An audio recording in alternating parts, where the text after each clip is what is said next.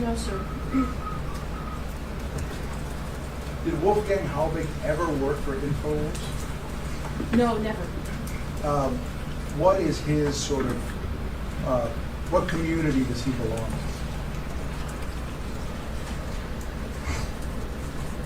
At that time or currently? At that time. He was in, I would say, a truther community. Did the people at InfoWars believe him when he said that he had all these credentials? Yes, yes, they did. Was that how would you describe that decision?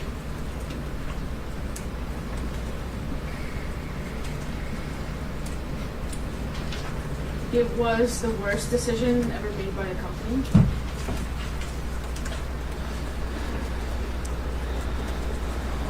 Is InfoWars or was it at the time, an organized place? It wasn't, and no, it wasn't. Is it today? No. Describe what you mean by it being disorganized at the time.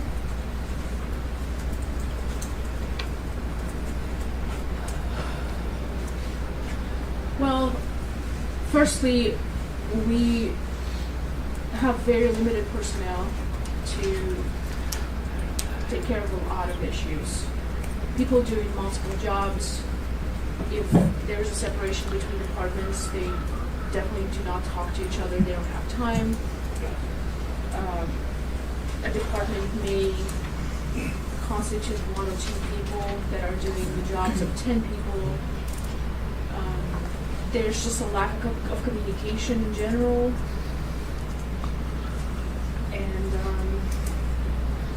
also, everybody just tries to cater to Alex's needs and orders, stuff that just anything he asks for, people try to satisfy that.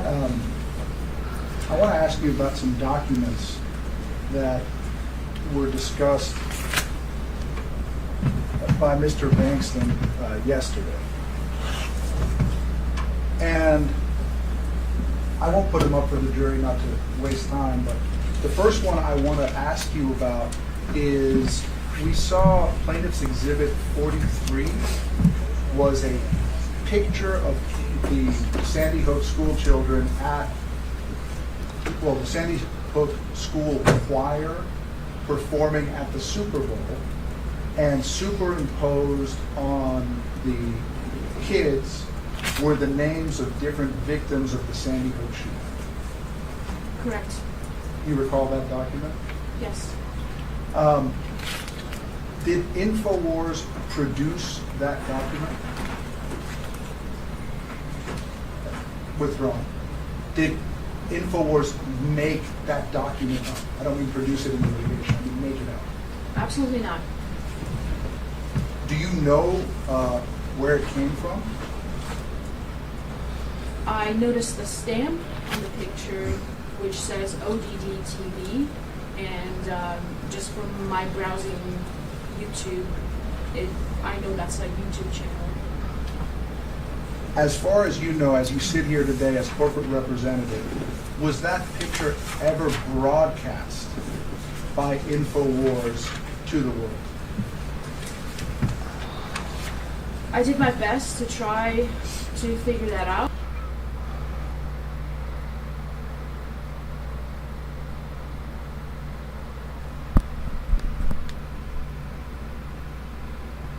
That's messed up, like fucking Law and Crime's got the exclusive video or something. Because I know they're super fucking douchey about copyright strikes and whatnot. I unsubscribed to them because they're very, what do you call it?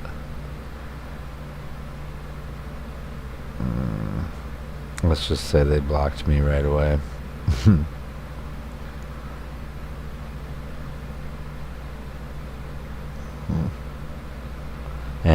Screw Alex anyways. He actually is a shill, that's for damn sure. Yeah, fuck.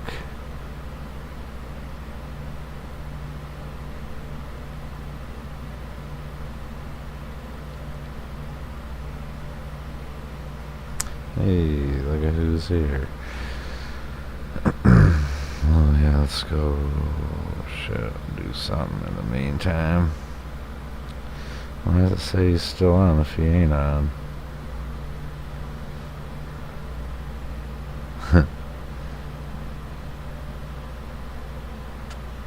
Alright, well, I don't really fucking care to have much to do with him or his channel anymore.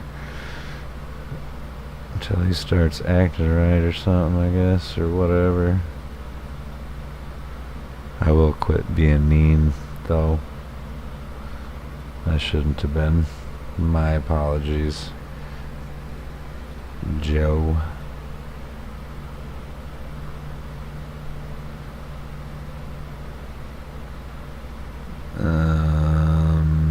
Yeah, I'm like so frickin' dead anyway. Yeah. How about we close that? I don't care about that. Oh, man. I don't want to try to get away with that. Well, let's do this for just a minute.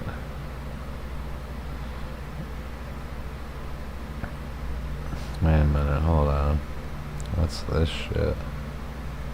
If there are continued violations of those parameters around which poll workers, challengers, and observers must abide.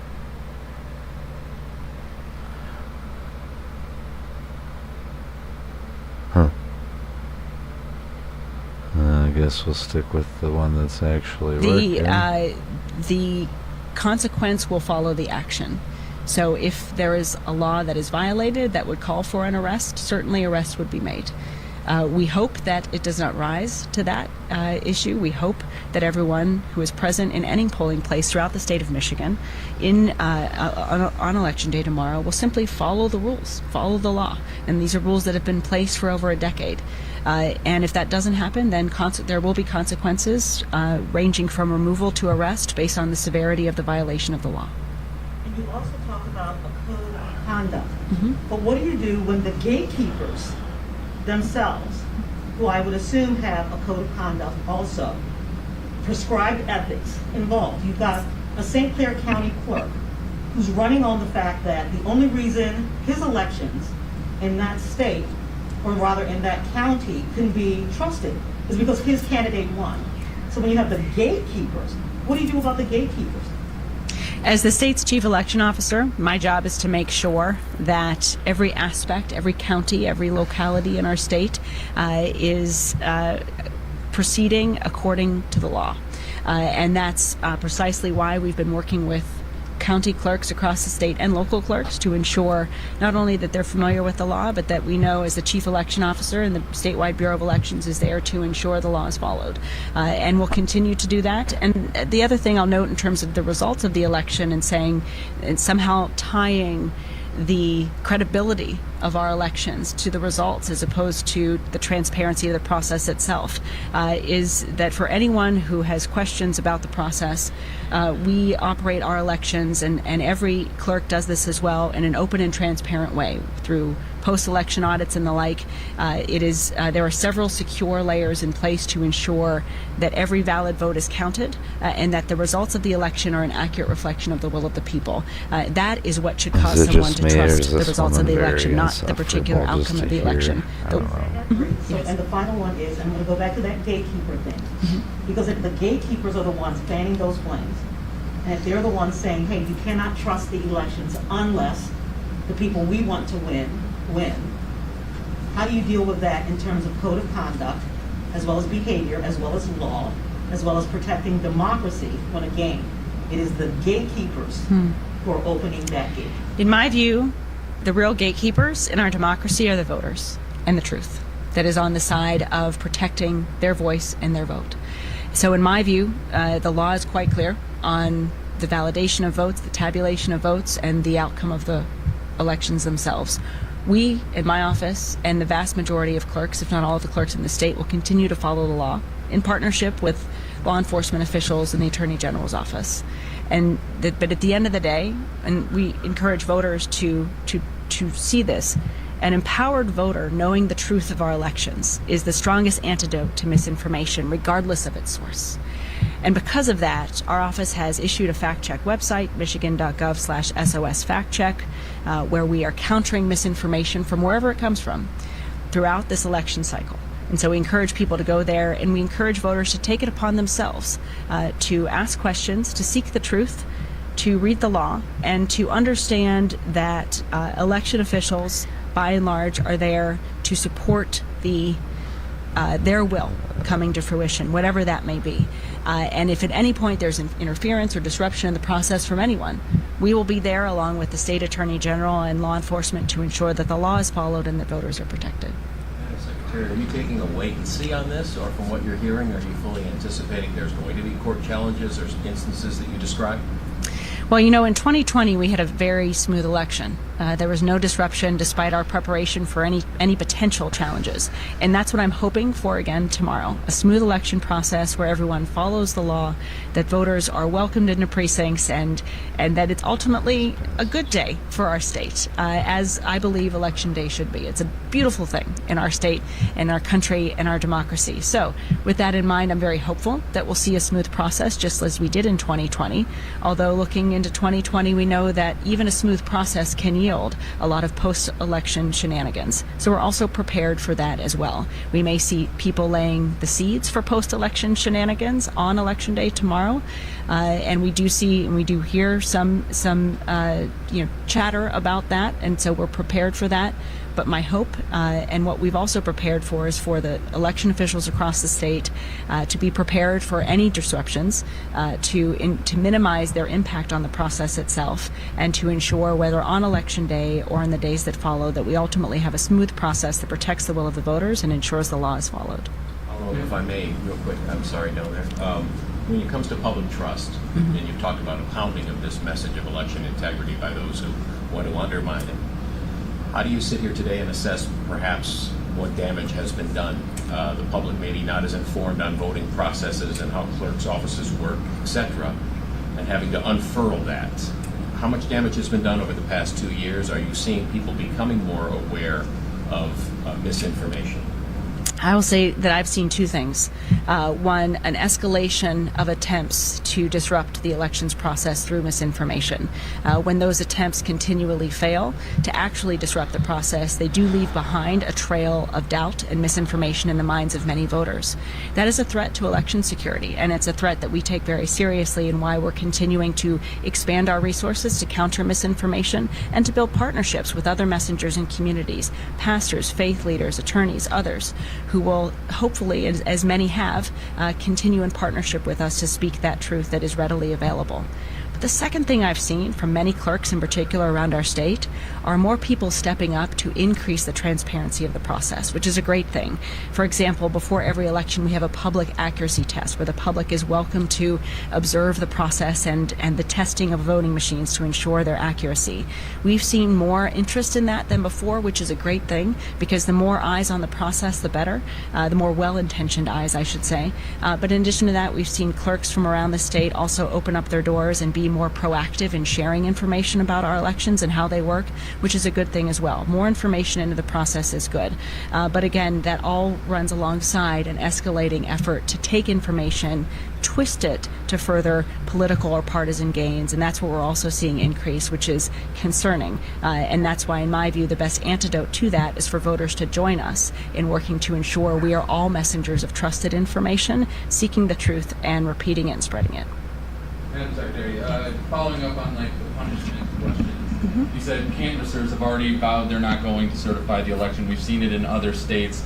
What can be done about that, or are they free to make their statement knowing that it's going to get overturned anyway? I think two things. As I've said, any effort to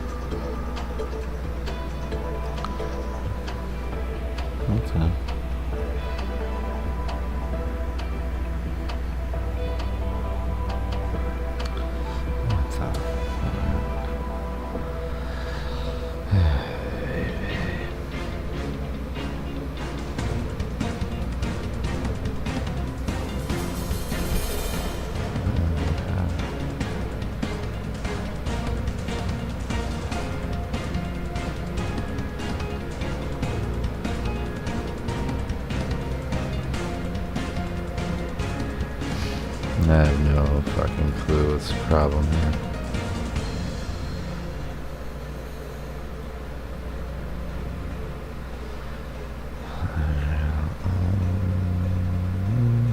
Disrupt the canvassing process will ultimately be futile. The law is clear.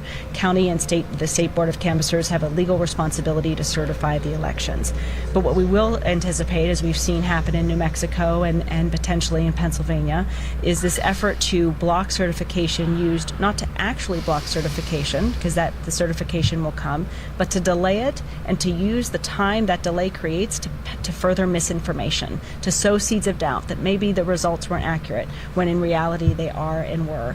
We'll continue through post-election audits and the like to continue to affirm the accuracy of our elections and our secure processes, but we want voters to know when they hear about these attempts to see them not as sincere, well-intentioned attempts to block a certification, but attempts that are instead designed to confuse them, delegitimize our democracy, delegitimize our elections, and in turn delegitimize those who are elected through these processes. The bottom line is, I won't stand for any of it. I will not tolerate any efforts to delegitimize any aspect of our process, and will continue to stand firm alongside our partners throughout the state, at the state and local level, to protect the election results, to ensure that accurate election results are certified, and that our democracy continues to rule the day in our state. But so other than getting the word out ahead of time, there's nothing you can do to stop them? You're kind of helpless to letting them do their ploy?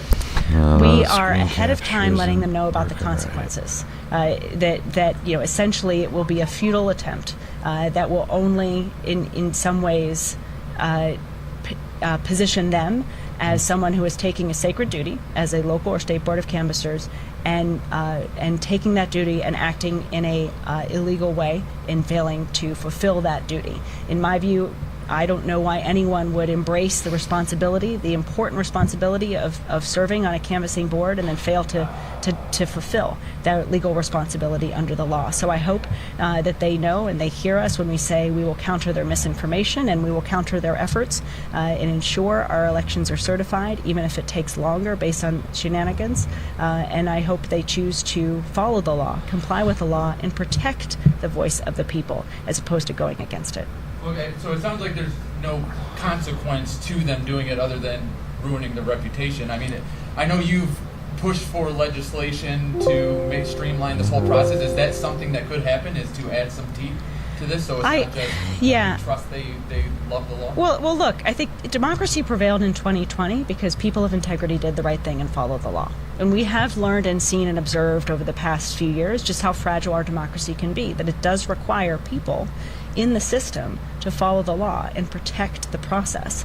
So when there's a process breakdown because a person or multiple people don't follow the rules, then certainly that is cause for concern and cause for potentially re-examining the process itself to protect against a reoccurrence of that in the future.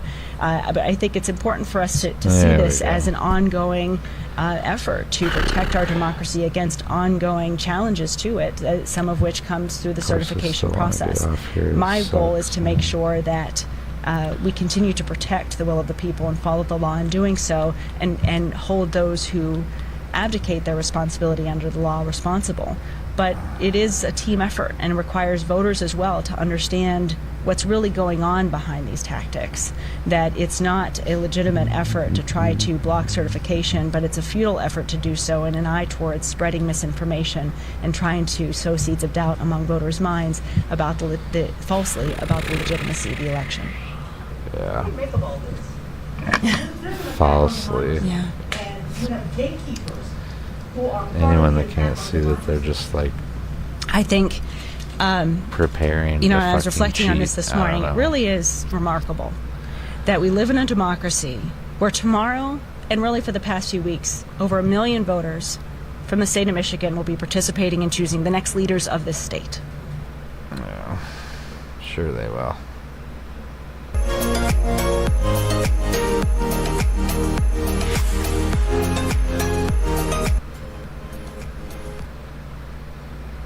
Ugh. I'll find us something quick here.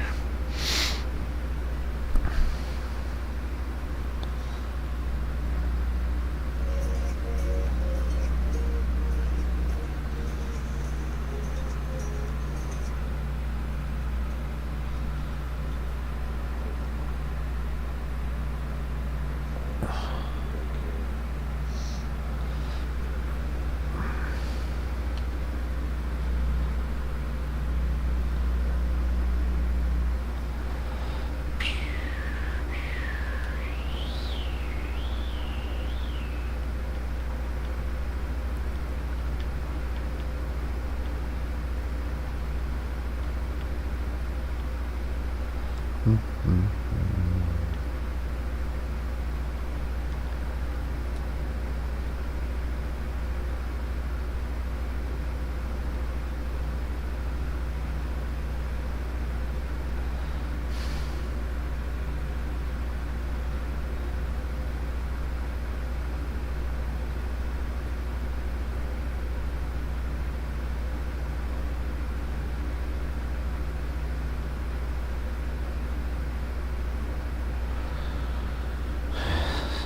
fucking life is like this now. Okay.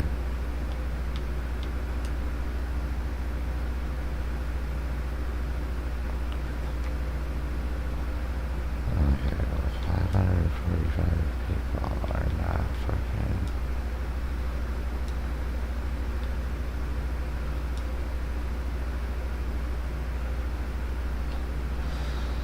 What the fuck, dude?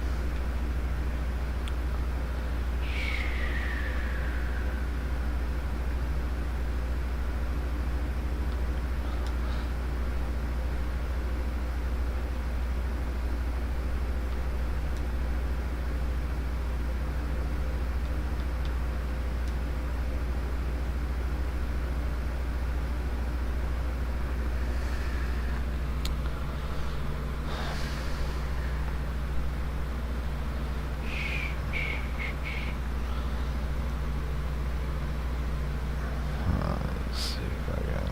Ugh.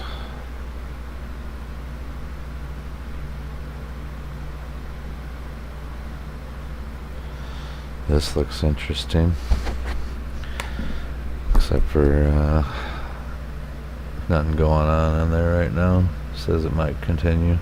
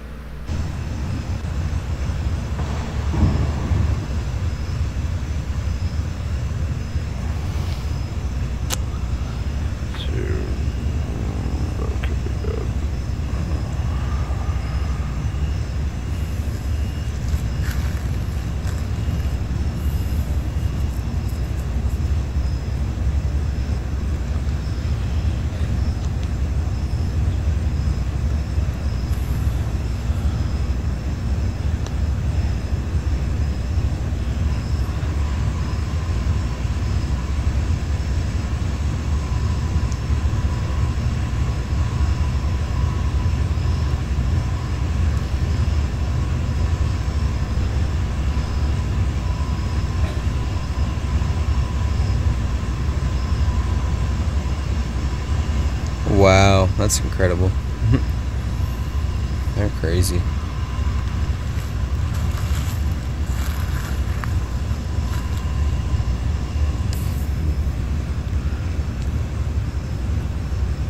Is there anyone else streaming on our side?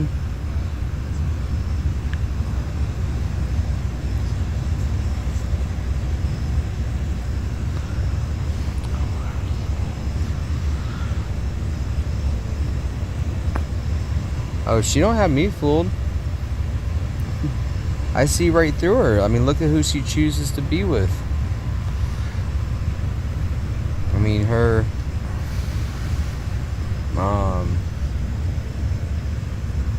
husband or boyfriend, I'm not sure which, is like fully demented. I mean, if you choose to be around people like that, you could put on whatever facade you want, you know?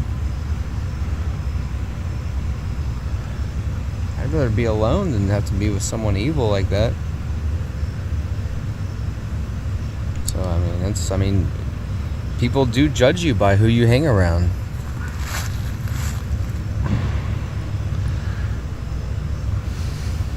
Okay. Well, we're here, guys. We are awaiting the return of the squirrels. I think Anarchy Karen's going home. She had to like call her father and also tend to her children.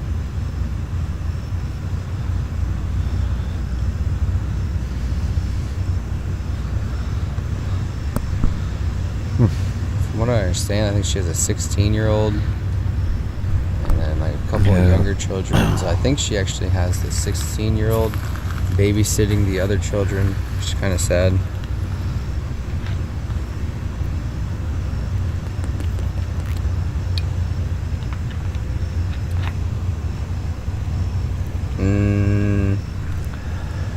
Did you see Ant in taped pen yelling? Not too sure what that means. I don't watch any of their videos or content at all. I've given them 0.0 hours of my time, other than giving you guys content when it arises from them. But other than that, I don't give them time of day too often. If they're gonna be cordial, I'll be cordial back.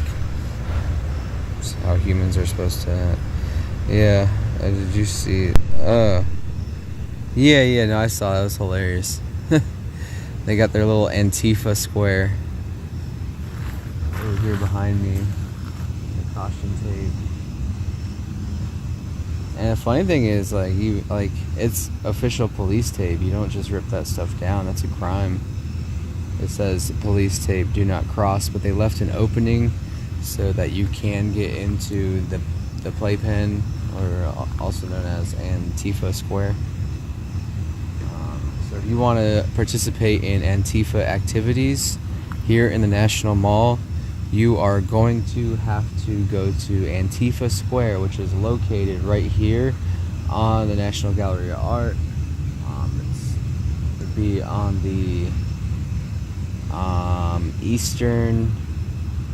it's the western side of the National Gallery of Art, and then the Patriots, the good people, are on the eastern side, and our side does not contain any police tape.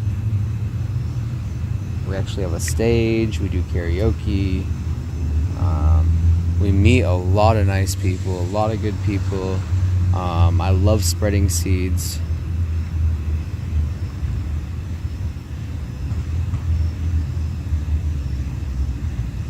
Yeah, I think they are digging tunnels to Antifa Square. They could pop in and out without being noticed. That's funny, Ozzy.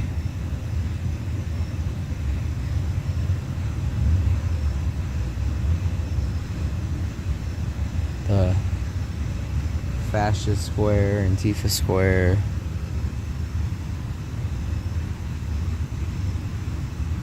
So that's going to be a pretty sight in the morning, to have a little piece of the mall blocked off. And if you want to participate in any Antifa terrorist activities, you must place yourself behind the police tape. That is the current law.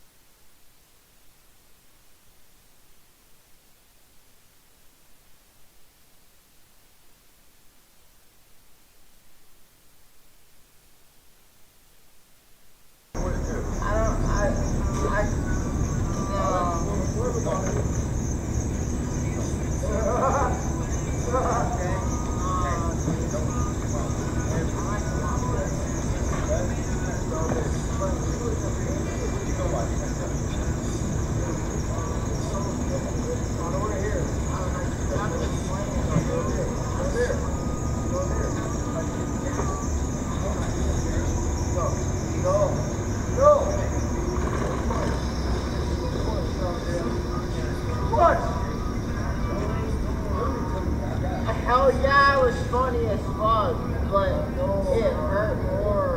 I was like, I'm just kidding, dude. You're not a cheater.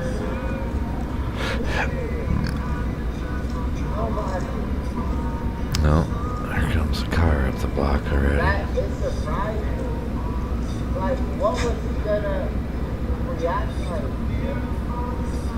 Like, try it. Like, call anybody. Like, dude. It'll hurt the road. Like, no, it's like, I was like, bro, I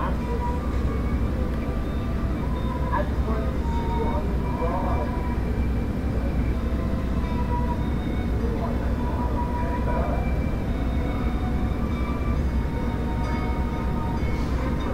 Poor guy.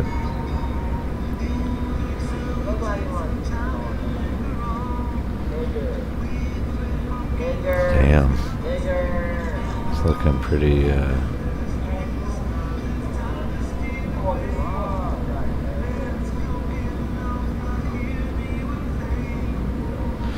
looks like he's in pain. Never mind. Like when I first started monitoring it, it looked like there was going to be a boxing match on Smoke and Scans channel.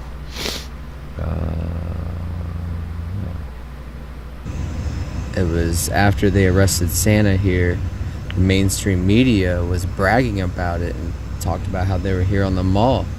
You know, I had stopped following the live streamers when they went to California. I didn't want to see them retreat, you know, and I didn't know any of them personally, so you know, it wasn't that important to me at that time. You know, why do I want to watch the retreat of a movement that should have progressed? It just wasn't my thing, especially after hearing not promises from the movement themselves, but a lot of individuals saying, yes, we're going to go into DC and do something similar to what the 1776 restoration movement is doing.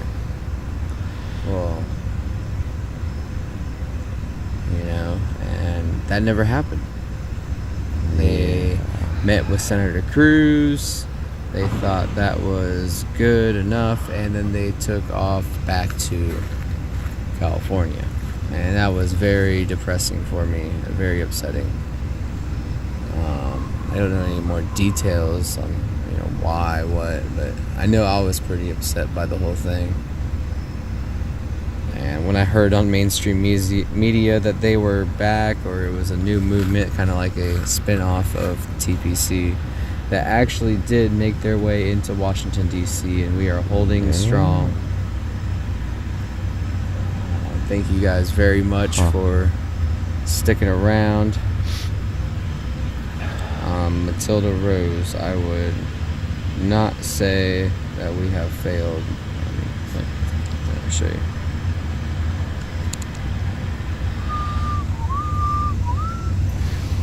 The road cars start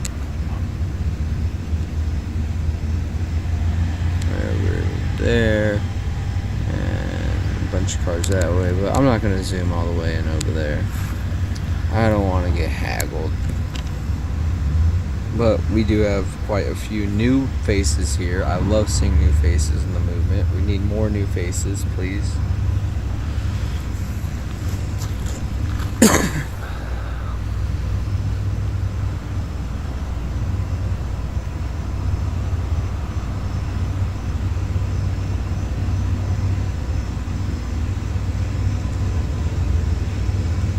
That's a good question, Ozzy. Great question. I should ask questions like that more often.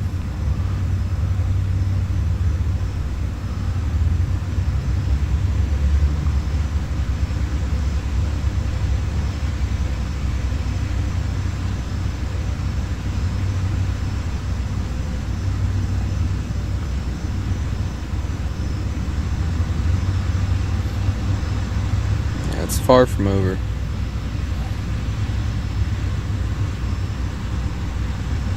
How is sitting on the lawn a fail? I don't think it's a fail. I mean, you're the one saying it's a fail. Why are you asking a question to yourself like that? Are you talking to yourself? I'm going to ask all my viewers right now, if you talk to yourself, please do it not in the chat. It becomes very confusing for other users of the chat.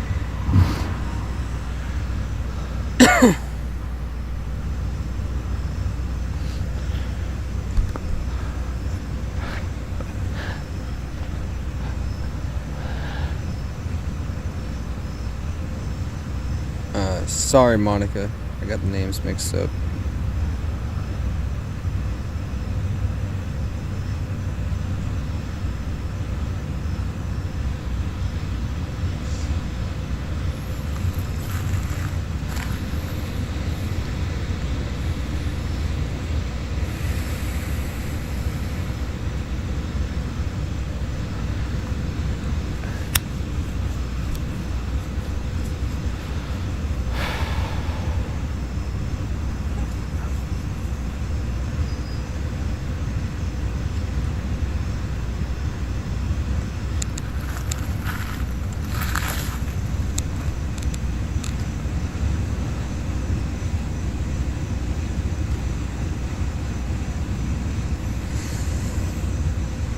So,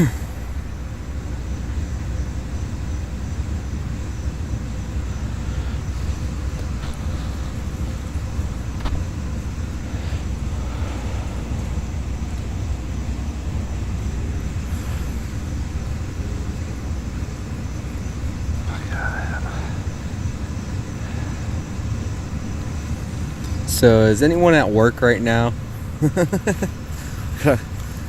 How many of y'all are working the graveyard shift watching this right now?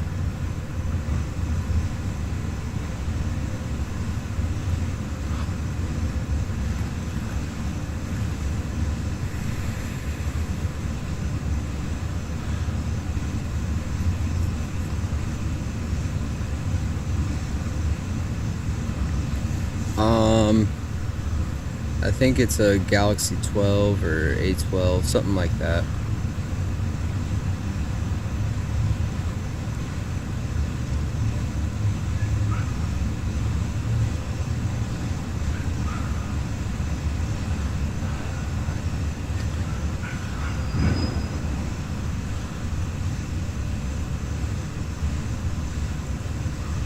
Wrong, sitting at home. Hello, Jamie. A Van, he's at home.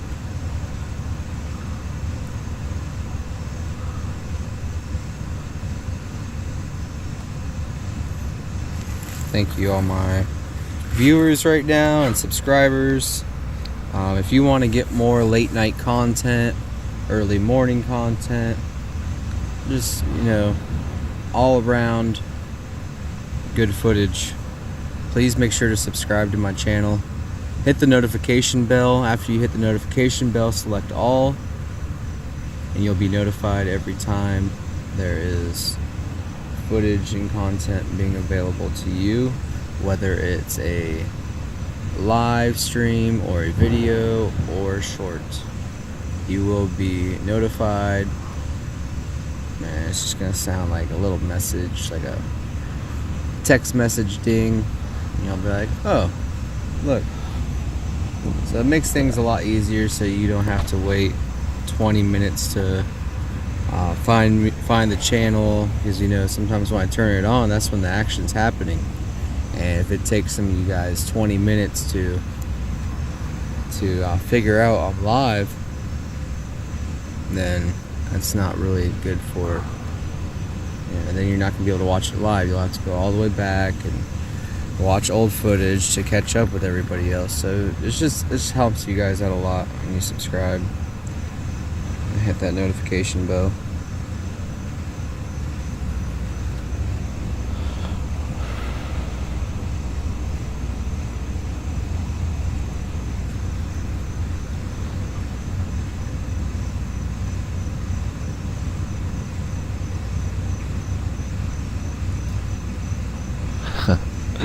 We'll see how fucking quick I get the boot.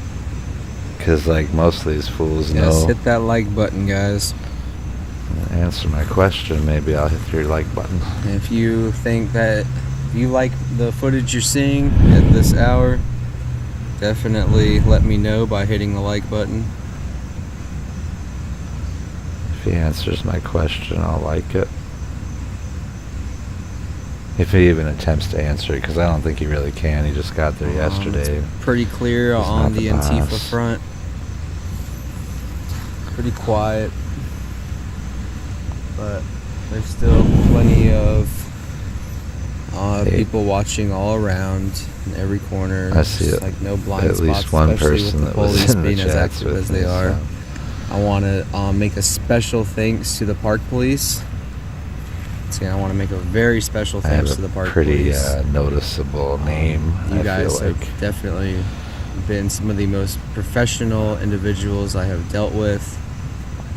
I don't even want to say anything about bad encounter I had. You can't let one person ruin the whole bunch. The Park Police are very, very cool police. I highly respect all police, but especially the Park Police. They are the original police force in the United States.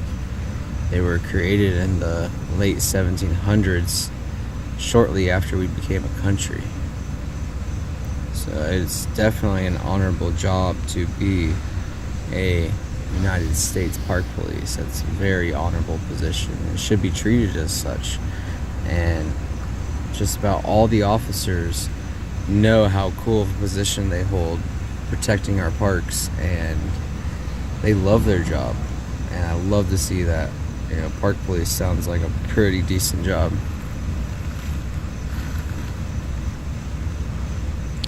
No, Ron, they have not returned yet.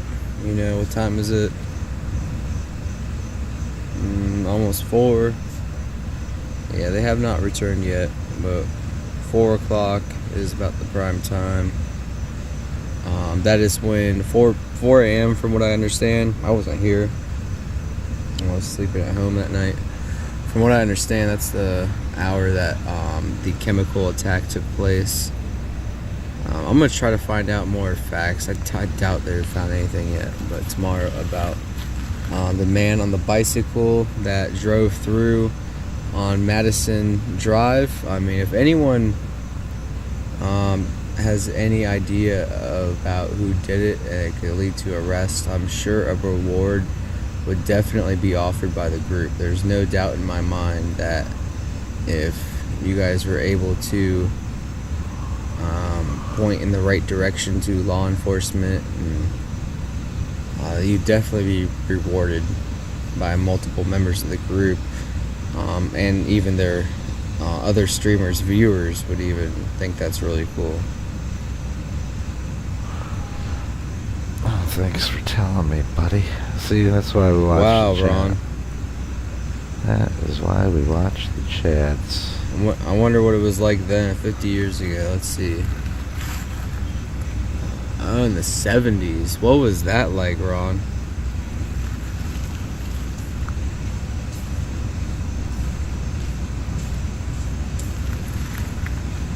Got someone creeping up behind me.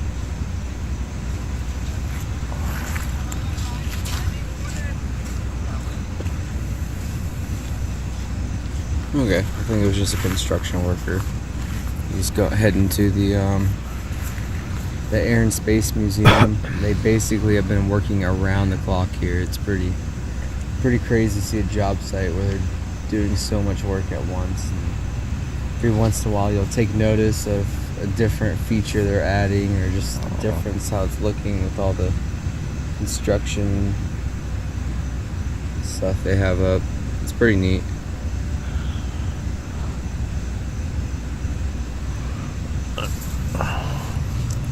Alright, special thanks to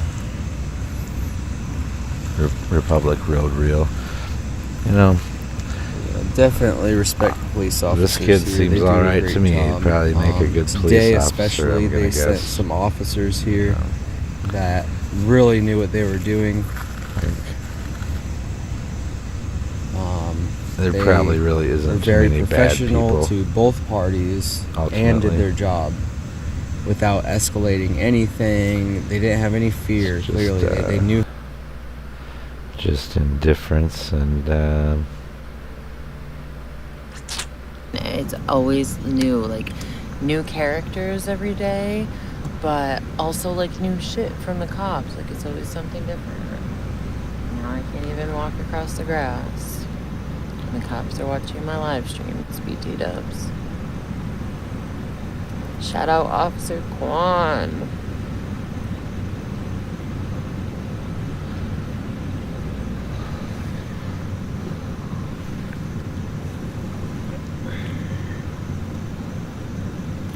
Yes, Sonny. Yes, yes, yes.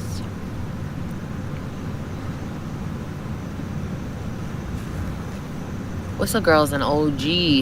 She's not just a whistle girl that showed up, you know, to bother the 76ers. She's like an OG protester. She knows her shit. So I'm waiting for my ride. Everybody's gone, but where I was waiting, which I thought was like a pretty decent spot to wait, like this homeless guy fucking came out of nowhere. And it's hard to tell the homeless from the fucking convicts at this point, but this homeless guy came out of nowhere and would not leave me alone because they're going somewhere else. They're going a different direction, and I had something I had to do afterwards real quick. The dude wouldn't leave me alone, and then he started following me, and so I went live and told him to leave me alone, and there was 400 people, even though there wasn't 400 people watching, and he still kept fucking following me, and I had to cross the street. No, that wasn't Oreo, it was the actual, like, homeless person.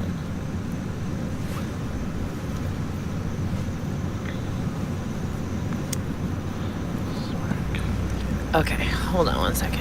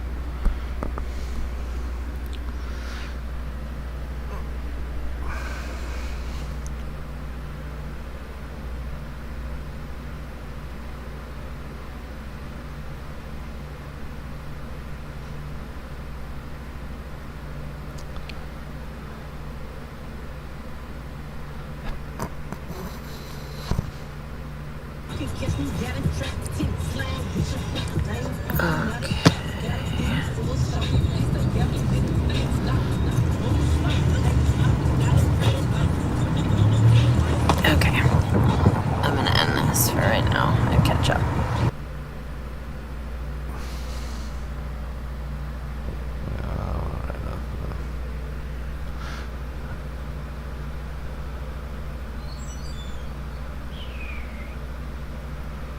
Alright, so I'm not going to end the live chat just yet, so I'm the walk back. I am going to temporarily disable the video footage, but it will become available as soon as I get in my vehicle.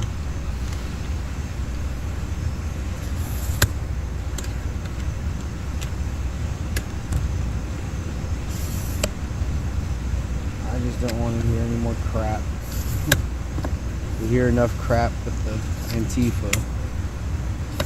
I'm taking crap from many other people. Almost feel like a veteran of war, you know, and it's like you get back home from war and then people will start cursing you out. That don't make sense.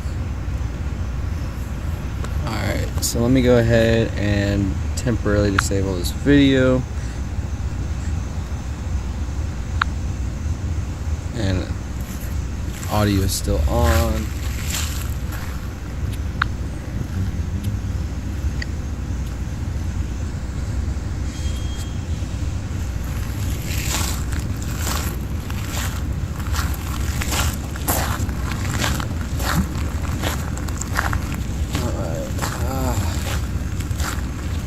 Get back to the car, take it easy, keep a lookout. I got the windows open, rolled down. So when that happens, I'll be able to hear and see.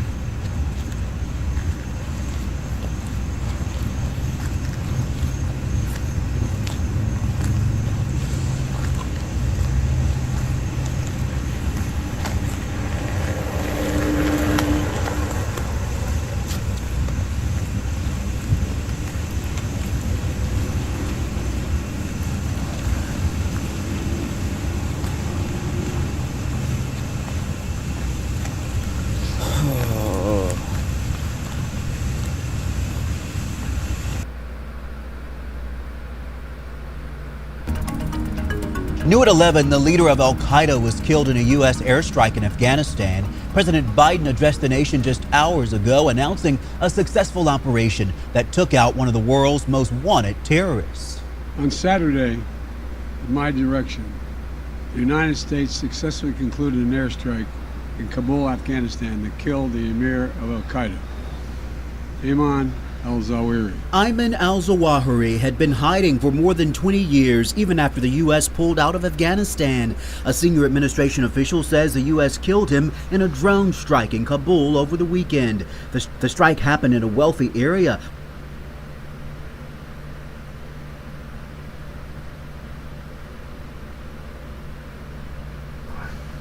Terrorists. On Saturday, in my direction, the United States successfully concluded an airstrike in Kabul, Afghanistan that killed the emir of al-Qaeda, Ayman al-Zawahiri. Ayman al-Zawahiri had been hiding for more than 20 years, even after the U.S. pulled out of Afghanistan. A senior administration official says the U.S. killed him in a drone strike in Kabul over the weekend. The strike happened in a wealthy area within walking distance from the U.S. Embassy. The officials saying they'd been monitoring his safe house for months. This mission was carefully planned, rigorously minimized the risk of harm to other civilians. And 1 week ago, after being advised that the conditions were optimal, I gave the final approval to go get him. Zawahiri was Osama bin Laden's number 2 and a key strategist behind al-Qaeda's most vicious attacks against America. The assault on American soldiers in Somalia in 1993, the bombing of the U.S. embassies in Kenya, and the suicide bombing on the USS Cole in Yemen. And on September 11, 2001, the plot that destroyed the World Trade Center left devastation at the Pentagon and claimed nearly 3,000 lives. Justice has been delivered, and this terrorist leader is no more. People around the world no longer need to fear the vicious and determined killer. There were no civilian casualties in the mission, calling it a successful counterterrorism operation. Zawahiri was known for not just the horrific terrorism plots, but also these videos, recruiting and calling on others to join. President Biden with a strong message and warning to others. No matter how long it takes, no matter where you hide, if you are a threat to our people, the United States will find you and take you out.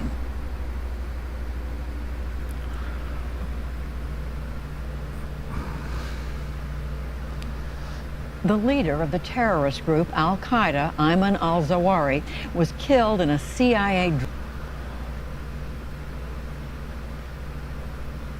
has been sentenced to more than 7 years in prison. Guy Ruff. A Texas man who was found guilty for his role in the Capitol insurrection has been sentenced to more than 7 years in prison. Guy Ruffett was hit with several charges, including with bringing a gun to Capitol grounds, obstructing the work of Congress, and civil disorder. Ruffett was the first January 6 defendant to stand trial. His sentence so far is the longest handed down in a case related to the riot. CBS News congressional correspondent Scott McFarland joins me now with more. Scott, I know you've been following all of this all along. Tell us, is this the kind of sentence that prosecutors were hoping for? A mixed result for prosecutors. That much is clear. They were seeking a 15-year prison sentence for Guy Ruffett, the first defendant to go on trial and be convicted for January 6th, a defendant who was carrying a gun, a megaphone, and wearing tactical gear on the front lines confronting police. They got a 7-year, 3-month sentence, roughly half of what they were seeking. There's a reason for that we heard during proceedings today. Prosecutors were seeking an enhancement in Ruffett's sentence for domestic terror. The judge didn't agree. Prosecutors made that case, but nevertheless sentenced Ruffett to the longest sentence so far issued in a January 6 case, those 7 years and 3 months. None of that was a true surprise. What was surprising, Lana, is what happened after the hearing. During the proceedings today, Ruffett's daughter asked for leniency on behalf of her father, saying the person whose names was on the flag in the mob January 6 was the real leader, not her father, alluding to former President Trump. She walked out of court before the cameras and said Donald Trump should serve life in prison if her father is to serve 7 years. By far, the strongest, most demonstrative criticism of former President Trump by any family member of any January 6 defendant in the many dozens of hearings we've watched. Really strong words. We heard her outside on the courthouse They steps. won't let one thing go Ruffett by himself without didn't saying provide a Donald statement Trump. before he was sentenced, nor did he testify at the trial. Can you tell us anything more about the defense? Do we know if they agreed with the daughters that they felt like President Trump was really the one to blame? Yeah, see, Guy Reffitt didn't talk at his trial. He didn't testify, didn't present a defense, just a closing argument from his attorney. Then at sentencing, unlike so many other January 6 defendants, he declined to give a statement to the judge to ask for leniency until he changed his mind and gave a brief statement just before the sentence was handed down. He referred to himself as an expletive idiot. He says he is disavowing the militia group, which he's been aligned with, according to the prosecutors. But he didn't criticize former President Trump, didn't mention former President Trump by name. And again, as somebody who has sat through all of these sentencing hearings, that's not uncommon. It is rare to hear a January 6 defendant name former President Trump and criticize him. That's why his daughter's statement was so significant and so striking after the hearing. And it begs the question, Lana, is it going to set a pattern? Will we hear other defendants call out the former president, other family members of other defendants call out the former president in future hearings? No. Well, what message are prosecutors hoping that this sentence will send to other January 6 defendants, Scott?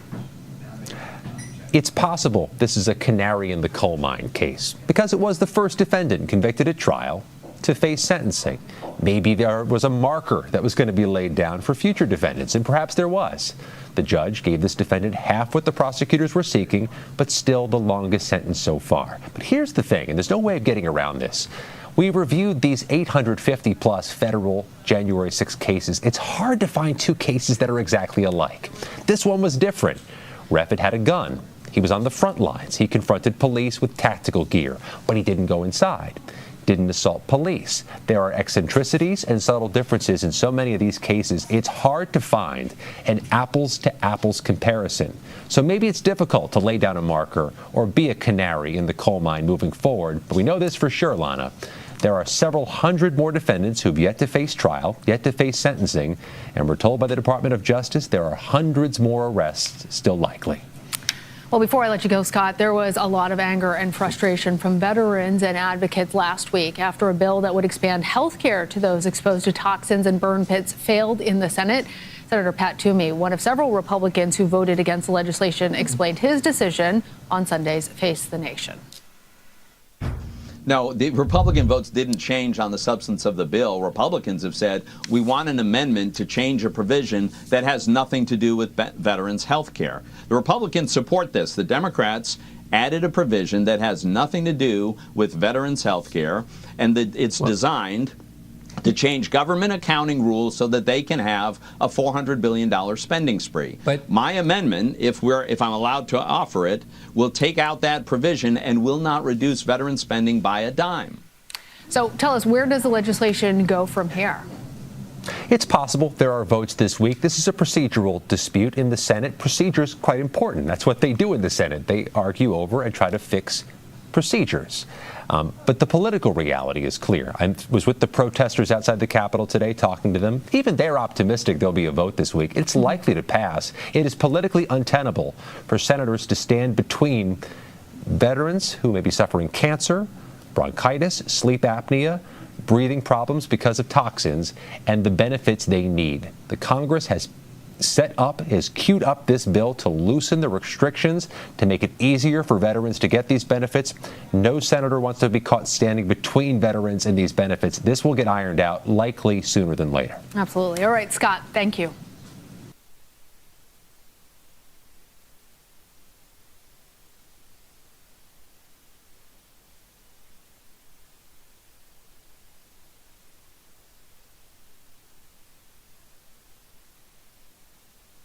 Trial here in D.C. Prosecutors asking for 50, and we're waiting to learn the sentence of the very first January 6th rioter to go on trial here in D.C. Prosecutors asking for 15 years for Guy Reffitt, a Texas militia member who stormed the Capitol armed with a gun and zip ties. This comes as sources are telling NBC News that the next round of January 6th hearings could well be focusing on law enforcement failures. That includes the Secret Service leading up to the attack. Joining me now, NBC News Justice and Intelligence correspondent Ken Delanian and Betsy Woodruff-Swan, politics reporter, national correspondent for Politico. So, Ken, you're at the courthouse in Washington.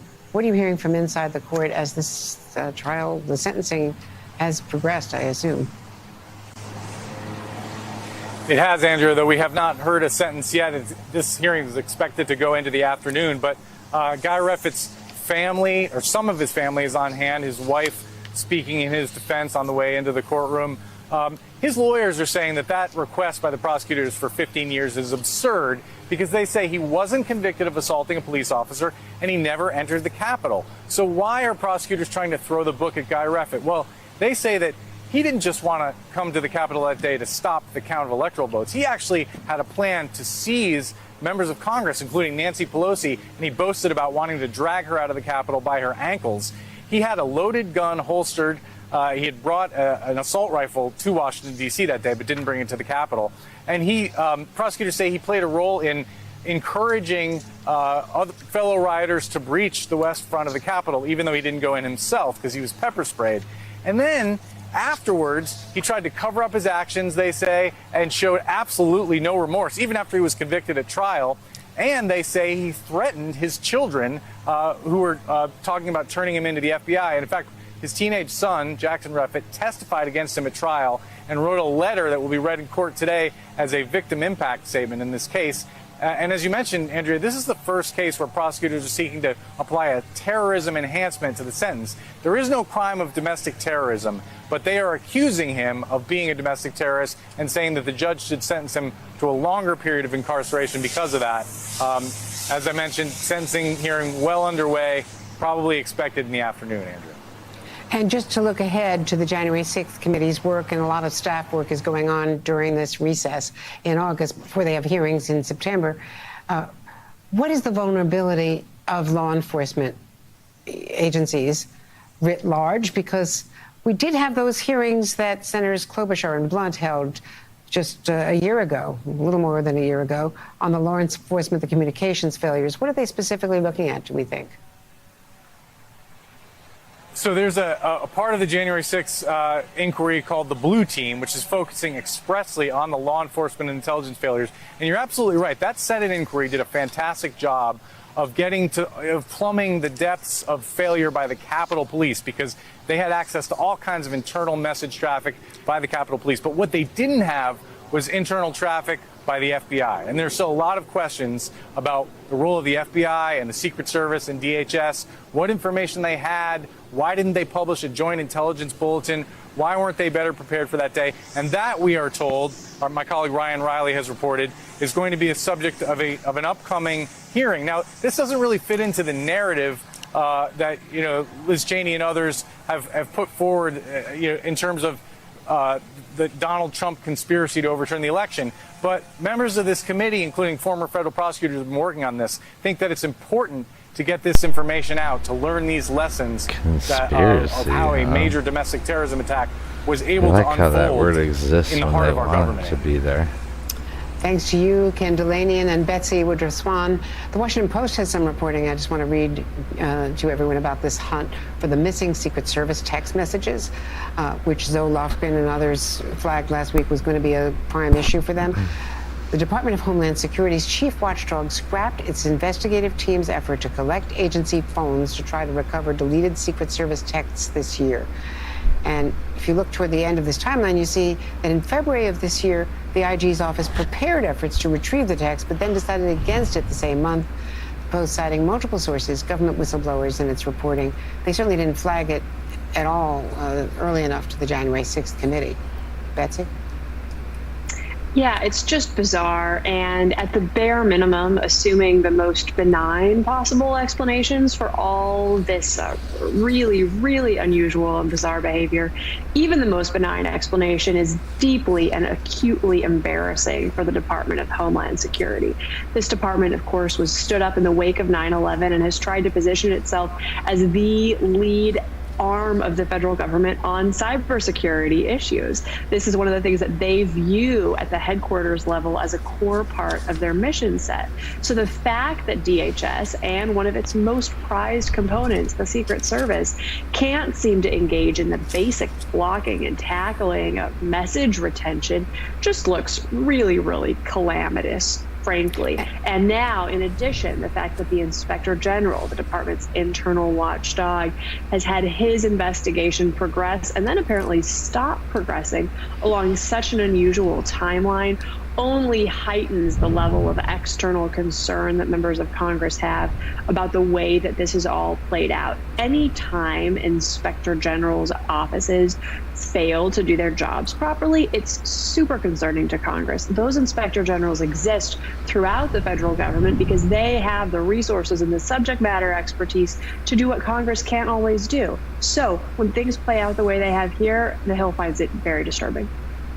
And Betsy, you have your own exclusive reporting in Politico today on the DOJ's January 6th investigation, saying a Republican National Committee election integrity official is appearing in agency subpoenas. What more can you tell us?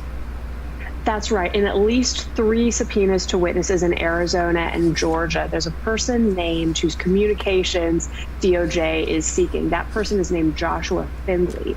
During the campaign and at the time when the alternate electors scheme was playing out, Findley worked on the Trump campaign's internal legal office. After Biden was inaugurated, Findley went over to the Republican National Committee, the RNC, to take over as a post titled National Director of Election Integrity. This is something that was a huge priority for the RNC as they tried to simultaneously, at least from an optics perspective, vaguely distance themselves from the Stop the Steal extremism, the January 6th extremism, but at the same time, court the enormous portion of the Republican base that believed the election had been stolen. The subpoenas seek communications to and from Joshua Findley up until the date when the witnesses received them, which means it's possible that those subpoenas could capture not just communications that Findley had or received related to January 6th, but also communications related to his work at the RNC. That is so interesting. Thank you so much, Betsy Woodruff-Spahn, and of course our thanks to Ken Delaney.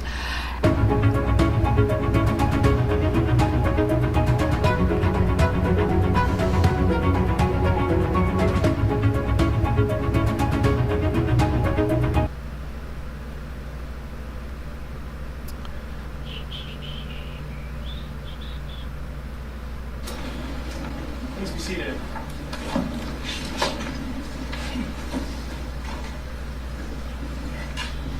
Just give me a moment to get the Zoom started.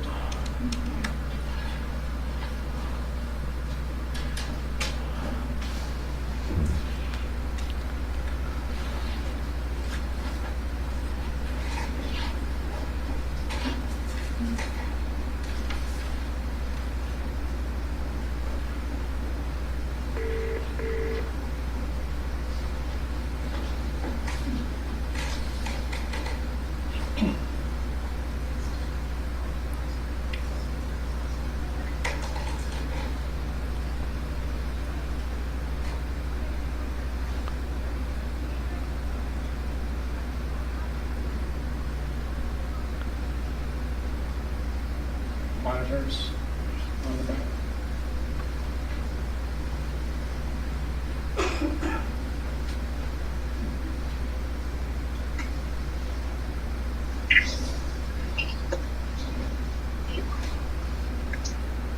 All right, can you hear me downstairs okay? Yes, we can, Your Honor. All right. About to get started. All right, this is State of Wisconsin versus Nikolai, is it pronounced Miu? Miu. 2022 CF 518. Mr. Anderson and Ms. Ellenwood appear for the state. Mr. Harrelson is present. Mr. Miu appears by video from the St. Croix County Jail. Before we take up the initial appearance, I just want to address a few things. First, we have a packed courtroom. All of you are welcome today. I do have a few requests. First, make sure your cell phones are turned off or are on silent.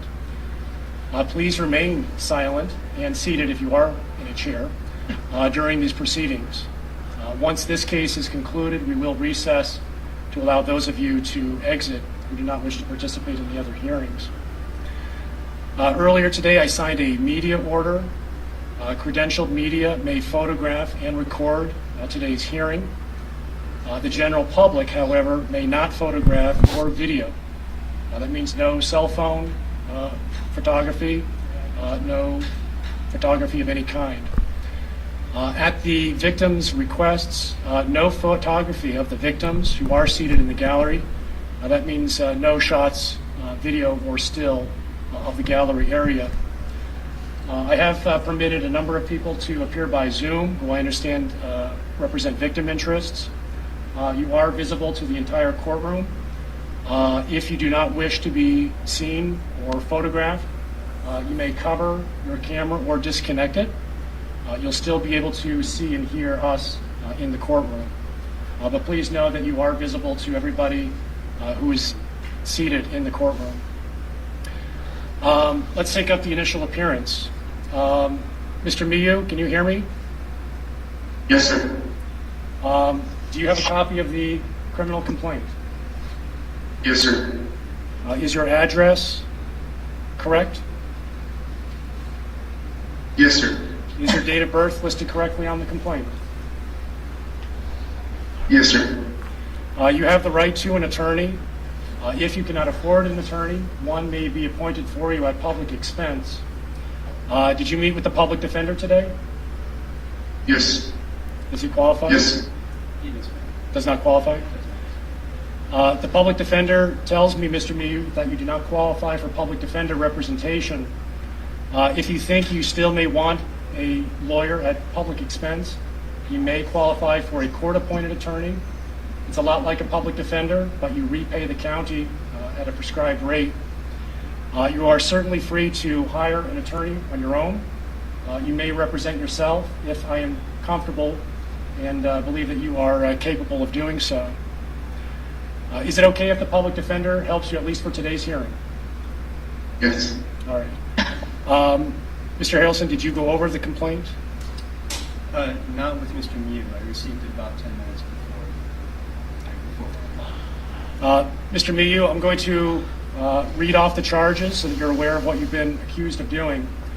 In count 1, you've been charged with first-degree intentional homicide. That is a Class A felony. Upon conviction, you face a sentence of life imprisonment. In counts 2, 3, 4, and 5, you are charged with attempted first-degree intentional homicide. Those counts involve Class B felonies. Upon conviction, you would serve a maximum term of imprisonment not to exceed 60 years. Do you understand the charges and the maximum possible penalties? Yes, sir. Further reading is waived. Let's take up bond. What is the state's recommendation? Thank you, Your Honor. The state is requesting a $500,000 cash bond. No contact with the victims listed in counts 2, 3, 4, and 5. Absolute sobriety and no use or possession of a dangerous weapon. We are asking that the court would also order a no contact with victim 1 as named in the complaint family. As the court is aware, victim 1 is now deceased. The state did file an identification key with the criminal complaint that we would ask be filed with the bail sheet but kept under seal. As the court is aware, under 969.01 sub 4, considerations in setting bail, Mr. Miyu apparently has no criminal record. He does not reside here in St. Croix County. It appears from my research that he has lived in Minnesota for quite some time, has no contacts or relations here in St. Croix County. It appears that he has a job that would consider him to be known to have assets. And given the seriousness of these offenses, Judge, obviously count 1 facing a lifetime in imprisonment and counts 2 through 5 also carrying significant prison time as well as high fines. We are asking that the court would set that high cash bond to ensure Mr. Miyu's return to court. The other considerations are based on the allegations in the complaint. As it alleges, there is video, partial video, I will say, of this attack on these victims. It does appear to be violent in nature. For those reasons, we are asking for those conditions. Thank you. Mr. Harrelson. So, Your Honor, Mr. Miyu does own his residence. So he has some permanent ties to the prior lake area where he lives with his wife. He is the sole provider for their household. He's lived 11 years at this last address, but in the Twin Cities since 1993. He does have Bachelor's of Science degrees both in mechanical engineering and in mathematics. He's an engineer, working for Ritchie Engineering as a mechanical engineer and a tech reporter. He's responsible for designing residential, commercial, and automotive ventilation and cooling systems. He has quite a lot of education and practical on-the-job experience. He has a very stable job with Ritchie Engineering where he's been employed for the last 16 years. He has no objection, of course, to the state's request for no contact with the victims or the family of the victim in count number 1, although judging from the facts as alleged in the complaint, I have no reason to believe that he knows who they are or anything about them. This appears to have been a completely chance encounter on the river. A very unfortunate one, but he doesn't seem to have had any prior knowledge of who these individuals are, so I just ask that remaining under seal, the appropriate contact information would be provided to him so that he knows who not to reach out to. He has no objection to no possession of dangerous weapons, although I would request that a definition be provided to him. The statutory definition, off the top of my head, I don't remember what section it is where this term dangerous weapons is defined, but I would like a definition, preferably the one from the statutes, so that he knows what it is he can and cannot possess. No objection to the absolute sobriety requested. As to the $500,000 cash, I would like to remind the court that the primary purpose of cash in setting bail is to ensure his return to court. There are, of course, a number of alternatives that the state can use, that the court can order, alternatives to cash, which can serve the same purpose. And in fact, some of those alternatives I would propose offer a greater assurance of return to court. So Mr. Mew, I've spoken with him, would not object to an ankle bracelet with GPS monitoring. Being as old as he is and no criminal history that is known, I don't see any reason to make the geographic restriction tiny, but I would ask that he be given an ankle bracelet in lieu of a high amount of cash. As to the cash, I understand why some cash is necessary to ensure that he has an interest in returning to the court. My request would be for $50,000 cash. As Your Honor is aware, cash bail in this state is not handled by percentages and bail bondsmen, but he would have to come up with that in cash, and that can be difficult for anyone, even an engineer. Now, I'm going to I would suggest to him that he complete the court's application for court-appointed attorneys, so Your Honor will have some better understanding of his finances. But given the severity of the charge, I'm not entirely certain he'll be able to hire or retain his own attorney, because I have a feeling that that's going to be quite costly. So my request is $50,000 cash. Now, I would point again to the facts as alleged in the complaint. I'm not saying I think this dude should get out or anything, but I'm just saying. Unanticipated random encounter. No bail bondsman, that's crazy. Mr. Mew was, according to the allegations, I learned something new today now. And some friends. They were floating down the river, and he was momentarily separated from them for the purpose of looking for a lost cell phone when he and the victims in this case encountered one another. The court, I'm sure, has read the facts of the complaint. This is not a situation where there's been premeditation for months or weeks or former contact with the victims or some prior grudge that led Mr. Mew to devise a plan for killing or injuring any of them. This is a case where something went wrong in the encounter on the river and escalated, resulting in some unfortunate, very unfortunate consequences. But Mr. Mew, I don't think the facts of the complaint provide any reason to believe that he will not return to court. I think $50,000 cash and an ankle bracelet with GPS monitoring is sufficient. I understand if the court wants to have him report to the Justice Support Center once a week by telephone call to verify his residence and his current employment.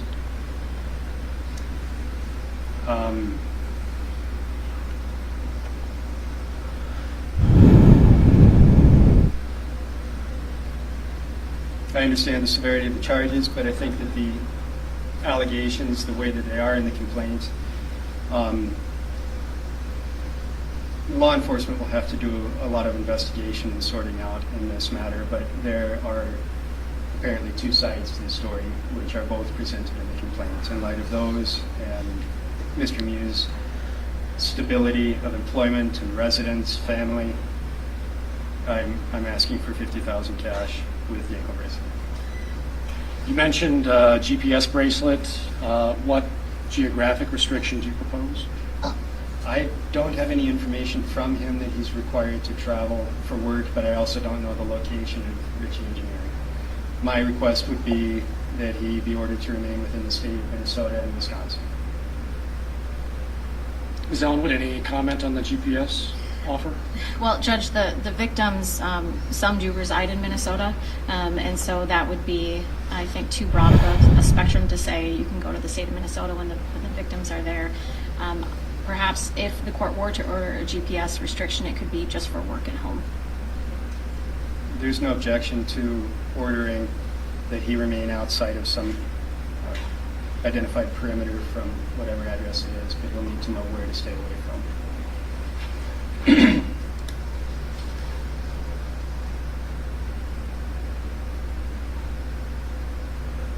All right, I am going to first say a few things. These are things that I've taken into consideration. One, obviously, is the nature of the alleged crimes. They're serious in nature. That is an understatement. We're dealing with a first-degree intentional homicide, carries a maximum penalty of life in prison. We have 5 victims, one of whom is deceased. 4 others allegedly have been seriously injured. I'm unclear about what their prognosis is, but from what I've read, I can conclude safely that this incident resulted in serious injuries to them. Mr. Mew is not a resident of Wisconsin. He's not a resident of our county. No meaningful ties to our community have been identified other than the crime itself. He has no criminal history that anyone is aware of. He does have assets.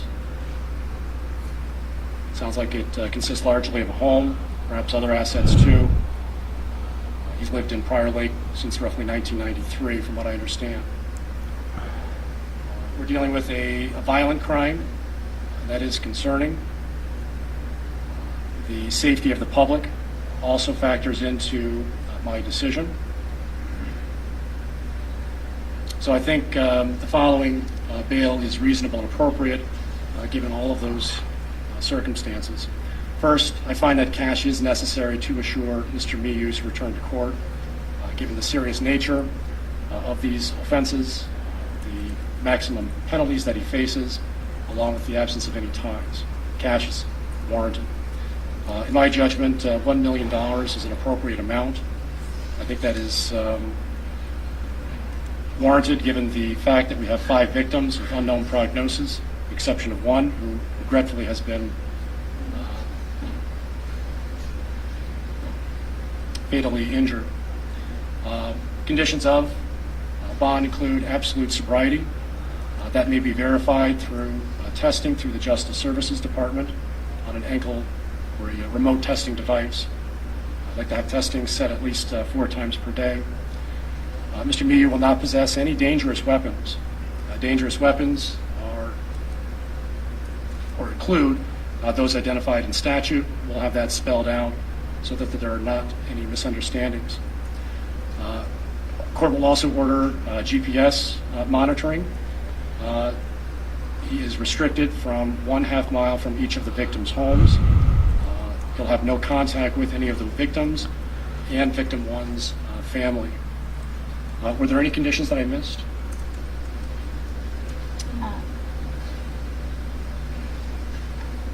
No, Your Honor. All right. We'll go off the record. We'll have the matter scheduled for a preliminary hearing.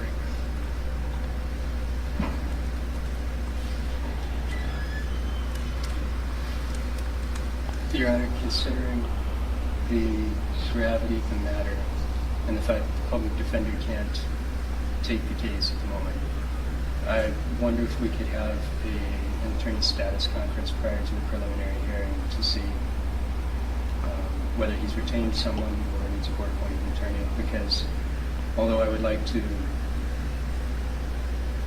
seems like a good idea for his attorney to make the judgment about whether or not to waive the speediness of the preliminary hearing in order to properly prepare for that matter. That's a good idea. Let's go off and schedule. Can we do the preliminary hearing August 12th, 10 o'clock? August 12th, what time? 10?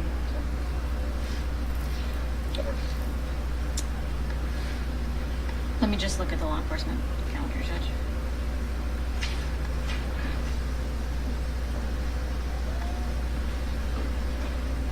That should be fine, thank you.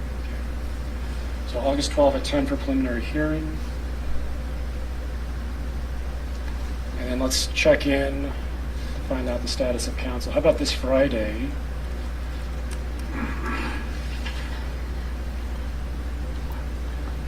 Uh, 1:45 right after intake.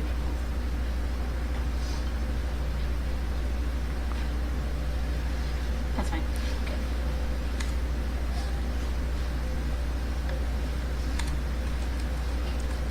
Right, back on. We'll have the matter scheduled for a preliminary hearing on August 12 at 10 o'clock.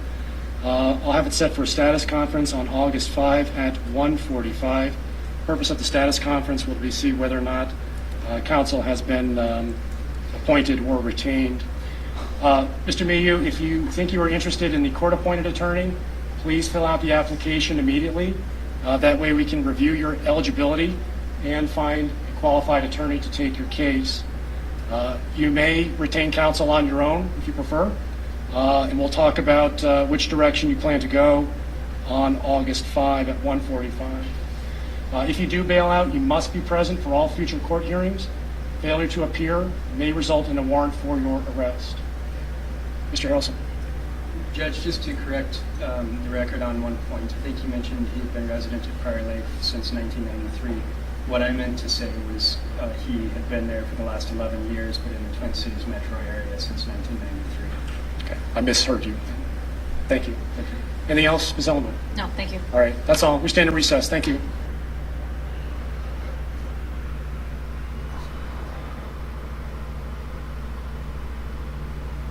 Knudson, Knudson. Oh, really? Today, at about 3:45, the St. Clair County Emergency Communications Center began receiving calls, 911 calls of a stabbing that had occurred on the Apple River.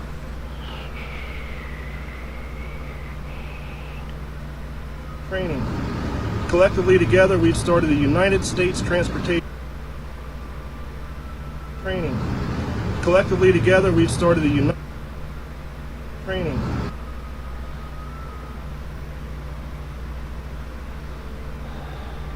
Collectively together, we've started the United States Transportation Alliance, built by truckers for truckers. Listen, a lot of details are going to come. Ants are not meant to serve grasshoppers. You let one ant stand up to us, then they all might stand.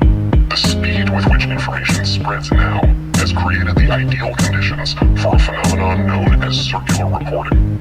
This is when publication A publishes misinformation, publication B reprints it, and publication A then cites B as the source. Welcome, you made it. Summer Hits 20. With this group. the 1776, there's this guy named Defender of Ants who I've never watched one of his videos until this morning, okay? He's got a video that someone sent me the other day where he's just, making a lot of money or grifting, whatever. That's fine, I don't care. But he's driving around calling out these pedophiles. Apparently he was in D.C. yesterday, and these 1776 patriots, as they call themselves, what did they do? What did they do? They called the police, right? And then so this guy's like, fine, I'll just go, around the Bunker Hill, West Virginia area where they're staging and they have their base camp, and I'll hand out flyers. And he stops at a Taco Bell this morning, and guess what they did? The 1776 Restoration Movement base camp. They set up cameras outside of the stream, even though he's not going in there. It's personal property. And he stopped at a Taco Bell, and all these little morons that go back and forth to the chat, tattling on each other, they called the police. And so this guy is sitting there at Taco Bell eating his breakfast sausage, taco, when police roll in, saying that he's making threats and all this stuff. So this guy's been doxxed like 6 times. And all he's doing is he's putting up flyers of Marcus Kopach and the other pedophiles there.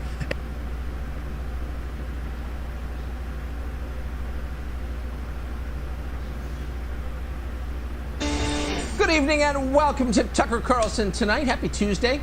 Sometime in the last 10 years, the people who run New York City stopped caring about the millions of American citizens who live in New York City. How do we know that? We know that from watching what happened to the city. Ignore what they say, watch what they do. So shortly after Bill de Blasio became mayor in 2014, for example, a huge number of drug addicts and mental patients began living on the sidewalks. That's not good. And it increased. Over time, there was a 65% increase in homelessness in New York City. The streets, not surprisingly, got visibly dirtier. The smell got much stronger. Been there this month? Public urination was decriminalized by Bill de Blasio, and many people took advantage of their new freedoms. And there was, of course, a lot more crime. After local politicians pledged to cut law enforcement by $1 billion a year, many cops decided it wasn't worth enforcing the law. Too much risk, not enough reward. So the number of police stops declined by more than 90%. So what happened to burglaries? Oh, they jumped 40%. Car thefts by almost 70%, shootings doubled. So what would it be like to live in a place like that? Well, for many in New York, life just became intolerable, and a huge number of people simply left. Not that anyone in the mayor's office seemed to notice their departure. Average New Yorkers noticed. They understood perfectly well that city government had no interest in their well-being. But that did not mean that local politicians stopped caring. Oh, they cared more than ever. They just cared about different people. New York's political class shifted its focus from concern over citizens, that was their old constituency, to deep concern about illegal aliens, whom they considered the future. As the new mayor of New York, Eric Adams, explained during his campaign, when a foreign national breaks federal law to come to New York, that person must be rewarded with lavish, publicly funded services. Watch. Think about it, the days I spent with our essential employees, a substantial number of them were undocumented. They were delivering our Uber Eats. They were stocking our stores. They were out in the streets, keeping our city running. Let's have immediate translation services to assist that people can have access to the services that are already available. We have to expand NYC Care to make sure everyone has health care. We need to make sure we have proper translation services in our schools so that we can start building out the future as well. And I too take my hat off to the state Senate. That was the right thing to do, because when an immigrant walks into the store and buy a loaf of bread, no one asks, what is your documentation? Yeah. Exactly. Whatever you want. Driver's licenses, publicly funded sex changes, anything. Giving non-citizens, lawbreakers, whatever they want is the right thing to do, said Eric Adams, as the entire Upper East Side packed its bags to move to Palm Beach County. But illegal aliens must be catered to. Free transportation, translators, any language you want, health care, voting rights. There can be no limit to what we give to illegal aliens because they are good people, and we are not. Muriel Bowser, the similarly incompetent Democratic mayor of Washington, D.C., strongly agreed with this. Illegal aliens must get everything they asked for, she said, and some things they've never asked for, including the city's assistance, avoiding arrest for the crimes they've committed. Watch Muriel Bowser. In Washington, D.C., we value our diversity and inclusivity. And being a sanctuary city means that we are not an agent of the federal government. It means that our police will focus on serving D.C. residents, protecting and serving them no matter their immigration status. Hi, I'm Muriel Bowser, the mayor of Washington, D.C. Here in the nation's capital, we support the thousands of immigrants, green card holders, dreamers, and those with temporary protective status who make our communities better. We celebrate every immigrant who is now a part of our DC community. We celebrate those seeking citizenships and those who are not, and those who are still trying to navigate and figure out what's best for them and their families. We stand together and say, no matter what your plan is, DC is here for you. Muriel Bowser meant it so sincerely that she hired people in leotards to stage interpretive dance to celebrate illegal aliens. All this played out during the Trump administration. Sitting at home in seclusion in Delaware during the presidential campaign, Joe Biden was watching all of this, mouth open as he ate his Jell-O, nodding vigorously. Every Democrat in the country seemed to agree with this. Illegal aliens are holy because diversity is our strength. Our diversity is our strength, and our unity is our power. And I say to them, our diversity is our strength.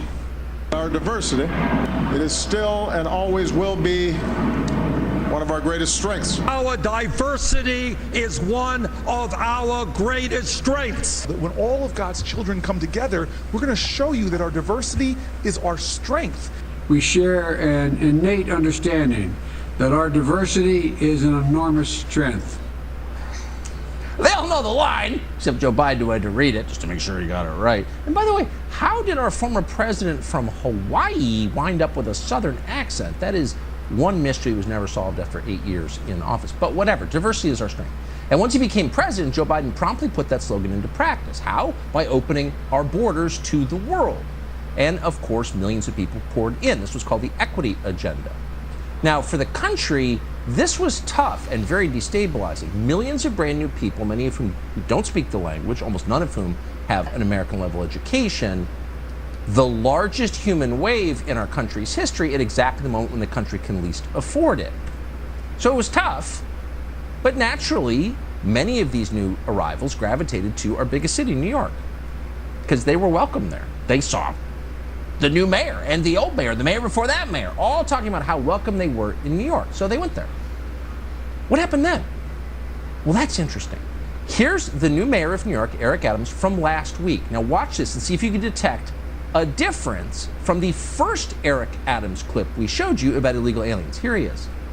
We're reaching out to the federal government and stating this is a real burden on New Yorkers as we're trying to do the right thing. We already, as I stated, we already have an overburdened shelter system. So now we're talking about, as you stated, food, clothing, school. This is going to impact our schools because we do not turn away individuals because they're undocumented. Translation services. There's just a whole host of things that this is going to produce, and that's why we need help.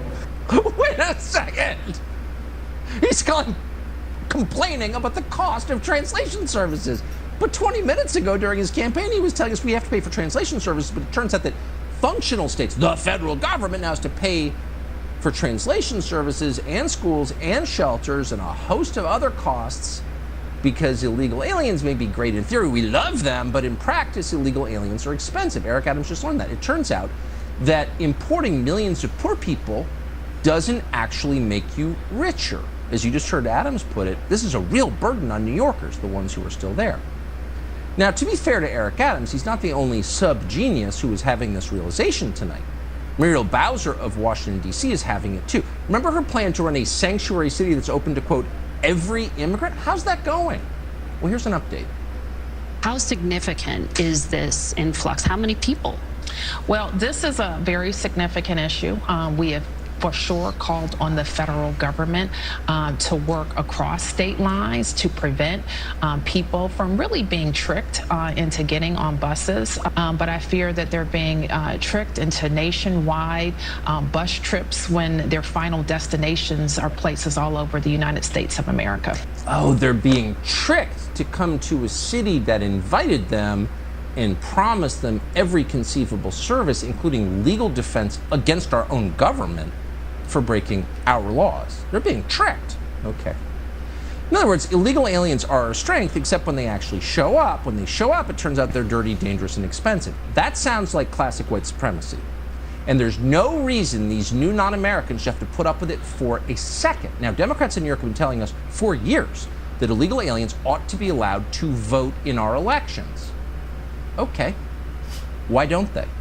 Newly arrived Haitians and Salvadorans and everybody else who's here illegally should organize into a political bloc and bounce Eric Adams out of office. Here he is attacking you like the racist he is. You don't have to put up with it. Democrats have told us illegal aliens are as American as anyone who was born here. More American, actually, says Joe Biden. Okay, it's time to act like it. Border jumpers should use democracy, the mechanics of our system that is now their system, to install an illegal alien mayor of New York who actually represents them. It's only fair. Let's hope it happens tomorrow. But even if it does, it will not solve the bigger problem. The bigger problem is a lack of diversity. Immigrants are supposed to make America more diverse, but in practice, they usually head to places that are already pretty diverse. Brooklyn, for example, is only 35% white, pretty diverse. One place they almost never go is to towns where Democratic voters live. Strangely, and you can check this if you want, it's on the internet, the party of diversity is led by people who strongly, overwhelmingly prefer all-white neighborhoods for themselves and their families. And that's just weird. No diversity for the diversity promoters. No doubt it's an oversight. They just haven't thought of it. But we can fix it. We can do this. There are an awful lot of Democratic donors in Aspen, Colorado, for example. It's an overwhelmingly blue place. It's also nearly all white. What do we do about this? Well, how about an airlift? We've done this before. The Berlin Airlift, it was called. It lasted for 15 months from the summer of 1948 to the next fall. The U.S. Air Force delivered millions of tons of desperately needed supplies to the suffering people of West Germany. Nearly 80 years later, the Berlin Airlift is still considered one of the great humanitarian acts in our history. But there's no reason we couldn't repeat it. Think big. Imagine an Aspen airlift, a national effort to rescue the people of Aspen from the suffocating prison of their own whiteness. Instead of food and coal and medicine, the Biden administration could deliver an even more essential life-saving commodity, and that's diversity, into the cultural wasteland of Pitkin County, Colorado, which, if you can believe it, as of tonight, is only 0.5% black. Into that, Joe Biden could deposit Haitians and Somalis and Congolese, hundreds and hundreds of thousands of them, Guatemalans, Ghanaians, Algerians, the entire population of the Cape Verde Islands. We can do that. We're America. And why stop with those countries? As of tonight, there are still 4 million people living in the impoverished state of Oaxaca, Mexico. Do you care about them? We do, because we're good people. So why shouldn't a quarter of all Oaxacans move to Aspen by next ski season? And to be clear, not move there to run the chairlifts at Snowmass. Move there to ride the chairlifts at Snowmass, to benefit fully from the economic bounty of that isolated, blindingly white mountain community we call Aspen. Is there anything more American than that? Give us your tired, your poor, your huddled masses yearning to breathe free, the wretched refuse of your teeming shores. Send these, the homeless, tempest tossed to me. I lift my lamp beside the golden door. There you go. Aspen is America's new golden door. As former FBI Director Jim Comey, himself an attendee at the Aspen Ideas Festival, once put it on Twitter, quote, "This country's greatness and true genius lies in its diversity." Well put, Jim Comey. Well put. It's finally time to bring some greatness and true genius to Aspen. But we can't stop there. Why would we? Next stop in the equity train has got to be Martha's Vineyard. It's a natural. Joe Biden took 70% of the vote on that small Massachusetts island. Over the past 4 years, according to FEC data, 92% of all donations from its biggest town, Edgartown, Massachusetts, went to the Democratic Party. So you probably imagine Edgartown is pretty diverse. I mean, the Obamas lived on the island, right? No. In fact, we checked. At last count, Edgartown is 95.7% white. What century is this? As of 2019, only 3% of all people, all residents in Edgartown, were born outside of this country. So do the math. That's 17 people total. That's effectively zero diversity, which means zero strength. They are begging for more diversity. Why not send migrants there in huge numbers? Let's start with 300,000 and move up from there. As the island gets stronger, more. And then on to Malibu, another Democratic community, 84% white. Malibu went for Joe Biden with 69% of the vote. 64% of all political donations for Malibu went to Democrats over the last 4 years. Why not diversity for them too? Why not a Malibu airlift? How about Burlington, Vermont? 86% of the residents there voted for Joe Biden, who believes that illegal immigration is a gift. 77% of political donations from Burlington over the past 4 years went to the Democratic Party. And yet it's still troublingly white. Time to decolonize 84% white Burlington. These towns are crying out for help. Martha's Vineyard above all. And there's bipartisan support for this effort, by the way. Michelle Obama, ladies and gentlemen. We grew up in the period, as I write, called white flight. That is, families like ours, upstanding families like ours, you know, who were doing everything we were supposed to do and better. As we moved in, white folks moved out because they were afraid of what our families represented.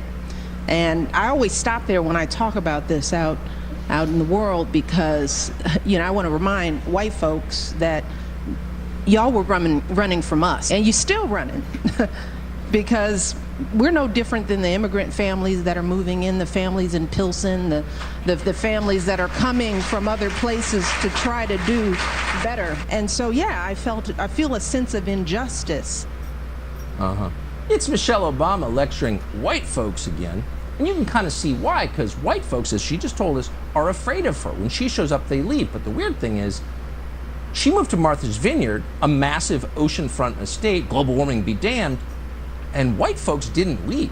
They stayed there, along with Michelle Obama. So maybe we need to diversify Martha's Vineyard immediately.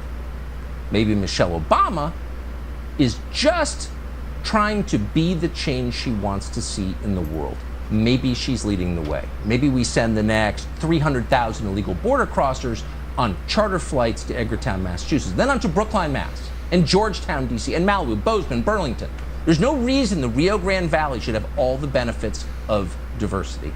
Subscribe to the Fox News YouTube channel to catch our nightly opens, stories that are changing the world and changing your life.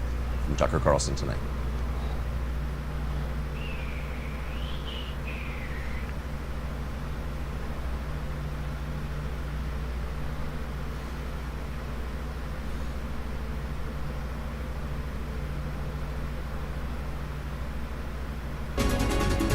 Breaking news at 11. Sparks flying as nearly a dozen black and whites and a Bearcat armored vehicle pursue a carjacked construction truck.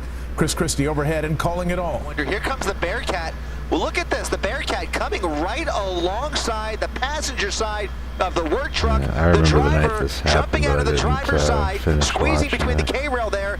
And then a new chase was on as that driver tried to escape on foot. It all began with the pursuit of a stolen vehicle. Police say the driver crashed the stolen vehicle, quickly dumping it and then carjacking this work truck. And even with a flat rear tire and the towed trailer throwing off a shower of sparks, the driver just kept going. That's when pursuing officers called in reinforcements. Look at this. Look at this. Well, this I have never seen. It is a Bearcat. That heavy armored vehicle moving into position as CHP officers work to shut down traffic on both sides of the 10 freeway in Pomona. And that's when the Bearcat makes its move. Here comes the Bearcat. Well, look at this. The Bearcat coming right alongside the passenger side of the work truck. The driver jumping out of the driver's side, squeezing between the K-rail there. That driver carrying a gun in one hand and a cell phone in the other as he runs across the empty eastbound lanes of the 10 freeway. If he's on the phone, you can see that night sun. Look at this. Cars dodging out of the way, and he's trying to look for another car. That construction vehicle has now come to a stop in the median on the westbound side. He ran across, jumped the K-rail, and is now, look at that, the K9 on the suspect. K9 on the suspect. He is being taken down by, well, that's either going to be CHP's finest or Pomona PD, but in any event, a K9 dog now on the suspect, bringing this dramatic pursuit to an end. Moments later, officers swarm the suspect and he's taken into custody and transported for medical treatment. The man's gun was not found on the freeway, but officers quickly conducting a search on the other side of the sound wall, spotting that tossed weapon next to the garage of a nearby home. The pursued driver under arrest and now facing many serious charges. Hello, I'm Mark Brown. Get more great ABC7 content by clicking the subscribe button for our YouTube channel. Thanks, ABC. And download the ABC7 Los Angeles streaming app on Fire TV, Android.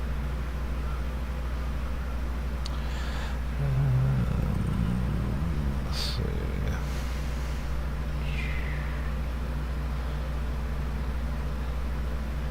There's a lot of crazy animal ones, actually.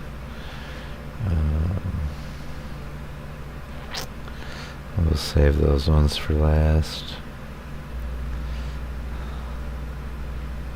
Inside a Norco liquor store, a would-be robber coming through the door, pointing a gun. The store owner waiting with his own firearm, shooting that would-be robber. Eyewitness News reporter Jessica DeNova tells us what happened next. I'm just relieved. I'm relieved. Employees at the Norco market say they can work in peace after hearing the suspects behind this attempted armed robbery early Sunday morning are in custody of the Riverside County Sheriff's Department. The hours leading up to the arrest tormenting. Every time the buzzer goes off, it's scary because you don't know who's at the door. Workers and customers praising the owner of the business, Craig, for his quick action. What if he wouldn't have been as quick as he was? You know, it could have been him. Craig is recovering from a heart attack, but living after this blood-pumping scene. The sheriff's warned us that this had been going on in the area recently and to just be on your toes, you know, so he was on his toes. Thank God. Workers here say the owner saw it in the monitors, the SUV back in, men en masse with firearms step out. He just prepared himself, you know, he's always prepared as far as like weapons go. Surveillance video shows one of the suspects enter the store armed, the owner ready with a shotgun. I thought it was a G-Ma. Following a single blast from the owner's firearm, cameras outside capture the suspect's frantic screaming. The driver taking off in such a hurry, the group almost leaves one person behind.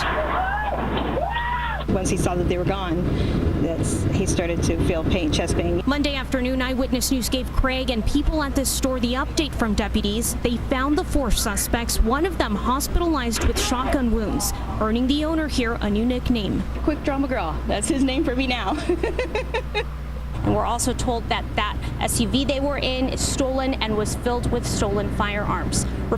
Hello, I'm Mark Brown. Get more great ABC7 content by clicking the subscribe button for our YouTube channel and download the ABC7 Los Angeles streaming app on Fire TV, Android TV, and every TV known to man.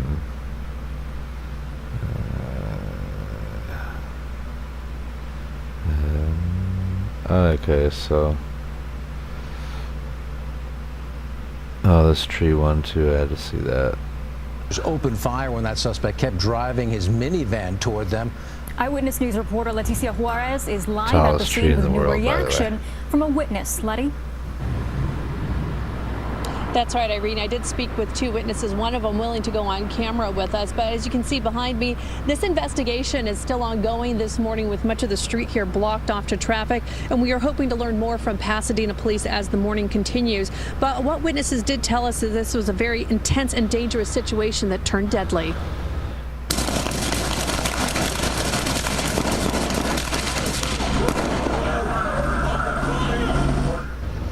Now, that was the gunfire that erupted just before 2:30 in the morning following a pursuit. Prior to the shooting, police surrounded the suspect in a parking lot located on Orange Grove and Lake in Pasadena. During the standoff, the suspect can be seen holding what appears to be a gun, at times putting it to his head. One witness telling us that she saw the suspect making the sign of the cross after putting the gun to his head. Police are then heard telling the suspect to put down the weapon, but after ignoring those commands, police say the suspect started to drive his vehicle at officers, and that's when they were forced to open fire. Now, we are trying to confirm if this pursuit is related to an earlier one out of Rosemead that involved an LA County Sheriff's deputy. Now, during that pursuit, the deputy collided with an unrelated vehicle. The deputy was then hospitalized in stable condition, and as we mentioned, we did speak with a witness who was inside the 7-Eleven and saw the suspect as he pulled into the parking lot. There's a ton of cops. There's a guy in a white van. Look over to the white van. We see the guy. He's got a freaking handgun in his hand, and it looks like he's pointing it at his head. Now, Pasadena Pasadena police said that they will be talking to us shortly, but they're still gathering information and evidence, and as soon as we learn that information, we'll bring it to you. Reporting live in Pasadena, Leticia Juarez, ABC 7 Eyewitness News. Hello, I'm Mark Brown. Get more great ABC 7 content by clicking the subscribe button for our... Breaking news at 9 a.m. The Hollywood Farmers Market is closed for the day due to a report of a man shooting outside his apartment on Cosmos Street. Good morning. I'm Irene Cruz in for Rachel Brown. And I'm John Gregory. There are also reports of the same man throwing objects off his balcony. We do have a live view from the scene. And you can see police have blocked off the area, including Hollywood Boulevard. This is causing traffic issues in that area as they continue with this investigation. The man reportedly refusing to surrender. It's unclear if anyone was hurt in this incident, but the Hollywood Farmers Market is a popular hangout on Sunday mornings. People are being redirected to the Atwater Village Farmers Market instead. We are going to stay on top of this breaking news story and bring you the latest information and details as they become available. Hello, I'm Mark Brown. Get more great ABC 7 content by clicking the subscribe button for our YouTube channel. And download the ABC 7 Los Angeles streaming app on Fire TV, Android TV, Apple TV, and Roku to watch on your TV.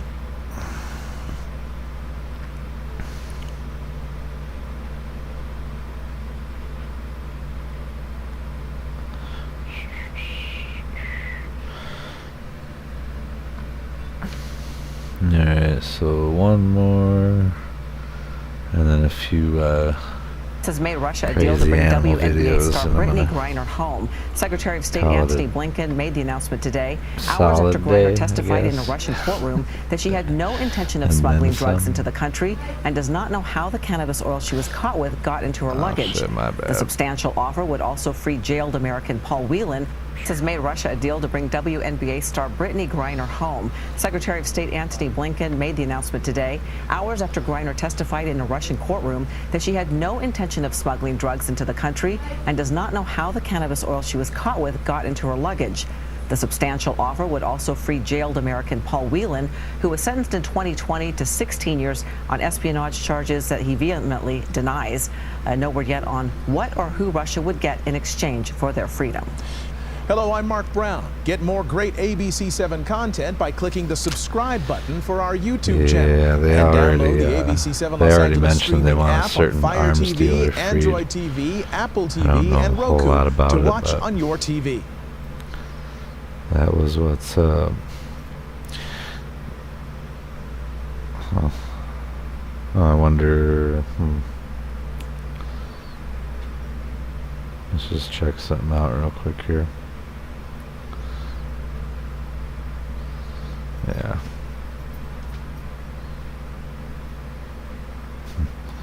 I don't know why it still shows him being live when he's not. Alright,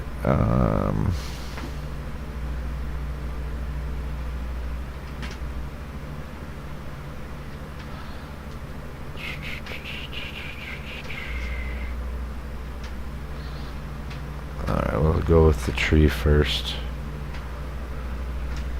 Take a good look at this record-breaking tree in California's Redwood National Park, because this is the only legal way you can see it. At 380 feet, the tree named Hyperion is certified by Guinness World Records as the world's tallest living tree.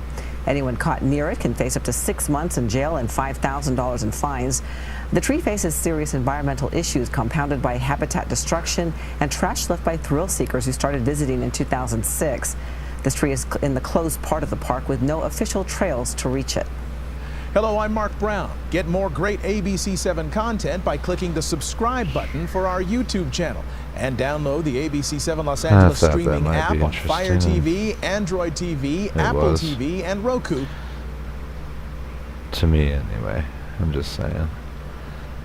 All right.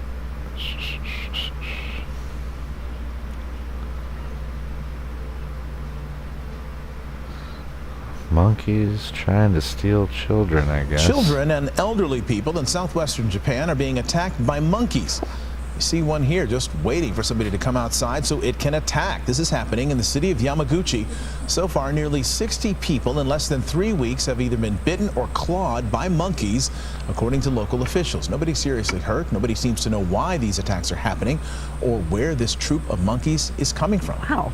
Hello, I'm Mark Brown. Get more great ABC7 content by clicking the subscribe button for our YouTube channel. And download the ABC7 Los Angeles streaming app on Fire TV, Android TV. Having a monkey at your door looks pretty menacing, though. I think that was one of those, like, snow monkeys, too. That's what it looked like. I don't know. I think they're from Japan, right? I'm really not sure, though, so don't quote me. Alright. Oh, I forgot about this one. Gotta see it. More human remains have been found at Nevada's Lake Mead. This is the reservoir formed by the Hoover Dam about 25 miles east of Vegas. The water level has been dropping steadily due to the western drought, and that has left at least 3 sets of remains exposed. The first was discovered in early May inside a barrel, in all likelihood a murder victim who died from a gunshot wound. A second set of remains was found last week, and later, and these now. Well, now we know that at this point that they were found at a beach swim area. Hello, I'm Mark Brown. Get more great ABC7 content by clicking the subscribe button for our YouTube channel. And download the ABC7 Los Angeles streaming app on Fire TV, Android TV, Apple TV, and Roku to watch on your TV.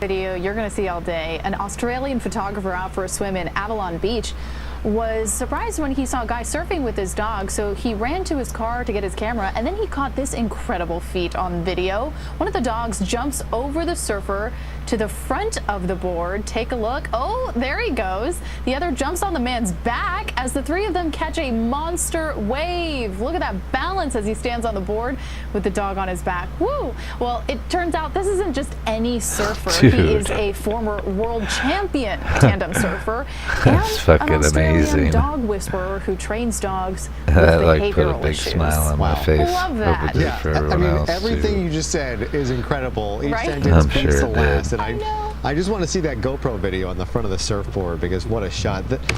We're so fortunate that that photographer went and grabbed their camera and were able to share that with us because it's just so much fun to see. Hello, I'm Mark Brown. Get more great shit, though. ABC7 content by clicking the subscribe button for our YouTube channel and download. Okay.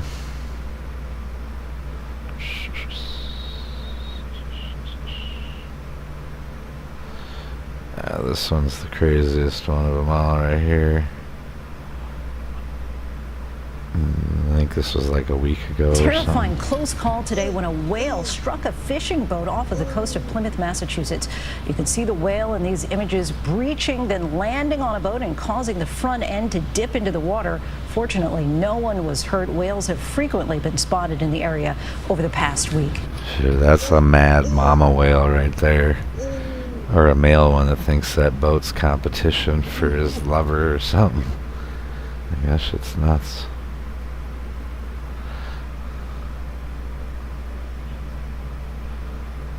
He's like, fuck you guys, man.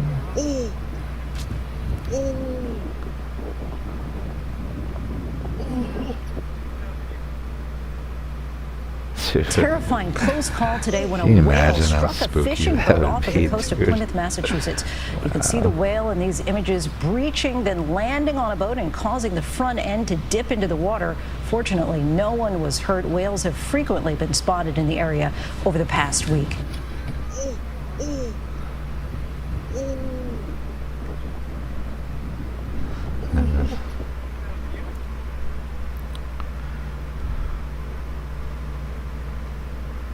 Yeah. Like later, dudes.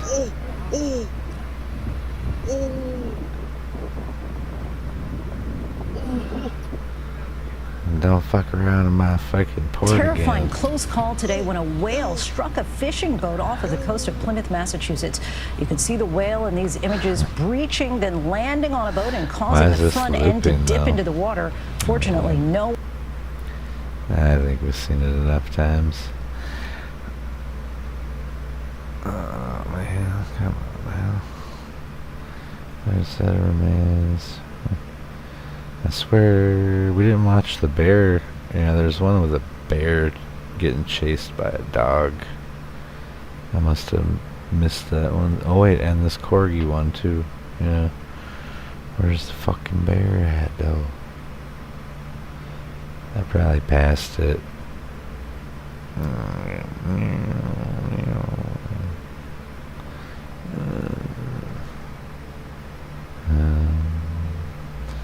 guess we'll go with the corgis.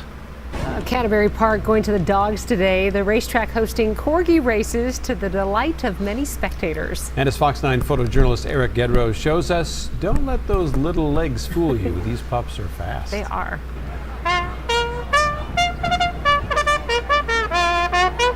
I've been to this place for horse races. It's pretty cool. We brought our spot. dog here to just race them. Ella Waffles right here. We are racing in her, at the corgi races. It's her second year trying it. So we're hoping for another non-last place finish. He's gonna be 2 in October. It's his first time. We are in Heat 5. We are number 1. I feel like he's got a chance. We've been practicing with Bacon. We've practiced, I guess, one person holds her and then I walk away with a treat. And then the person holding her yells, go, go, go, go, go. We do no training whatsoever. We throw the Frisbee. That's about it. It's fun. I mean, if she won, I would totally brag about it. I brag about it anyway. There is no way he could possibly cop an even bigger attitude than what already exists. I think she's got a chip on her shoulder always, bragging in front of our other dog that doesn't really like to run all that much. But you know what? To each their own. They're all good at something, right? Just participating and doing such a random event is always really fun. If you're really looking to win, just yell loud and cheer, and your dog's gonna find you. A lot of really, really fun and interesting looking corgis. This is the Derpy Derby. Number 4 in Heat 6. Here comes Ella Waffles. Oh, wish our boy luck here. And then when they're running, it's loud out there. You can hear the crowd for sure. She didn't do so well. She started running crooked, so it wasn't last, so there we go. I'm not actually sure how he placed. It was not first. She just looks at me and runs, and I get to take all the bragging rights for a lot of little work. She ran great, I think. I think we made her across 1 and 2, me and you. Oh, my man. I've never won a championship of anything in my life, no sports, no nothing, but I do have a championship racing dog, so I'm pretty pumped about that. And I mean, it's all a ride, it's all good fun. Honestly, this was so much fun. So we'll do it again. Good boy. I don't think that could be any cuter. That is so fun. And the dog that didn't train is a champion. Uh-oh. So they're all champs. Dude, look at that. I know. Length They're for all so cute. 51 videos. Those little legs. Wow. I can't believe how fast they can run. Pick them up and put them down. Yeah, that's a fun thing that Canterbury does with a lot of different dogs. And so it's fun to just go see what they have going on. All right.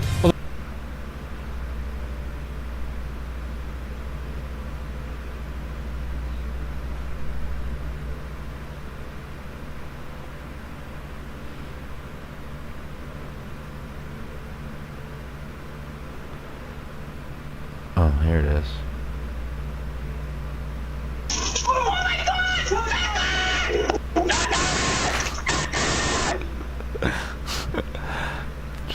Dude, that would be so fucking freaky too. Just right in your yard, no big deal.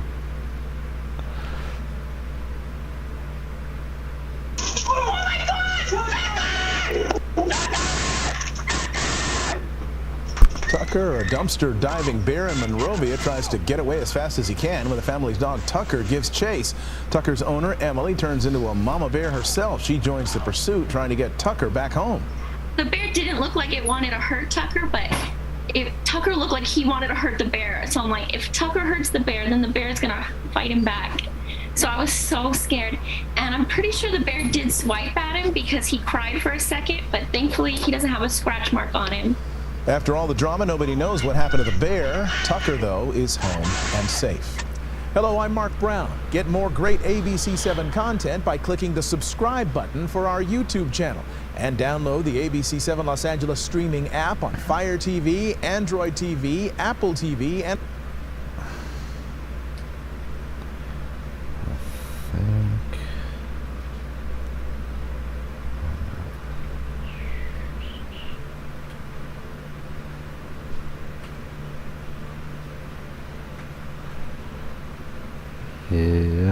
That was the last one that I had lined up there.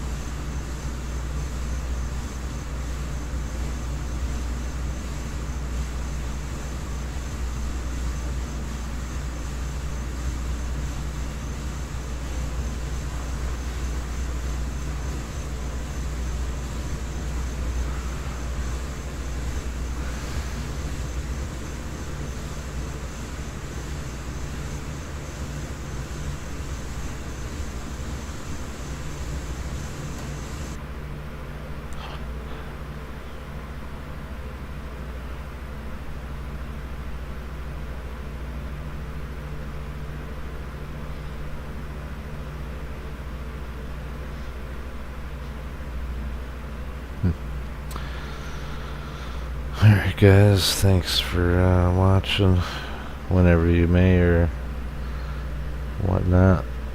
I'll catch you next time.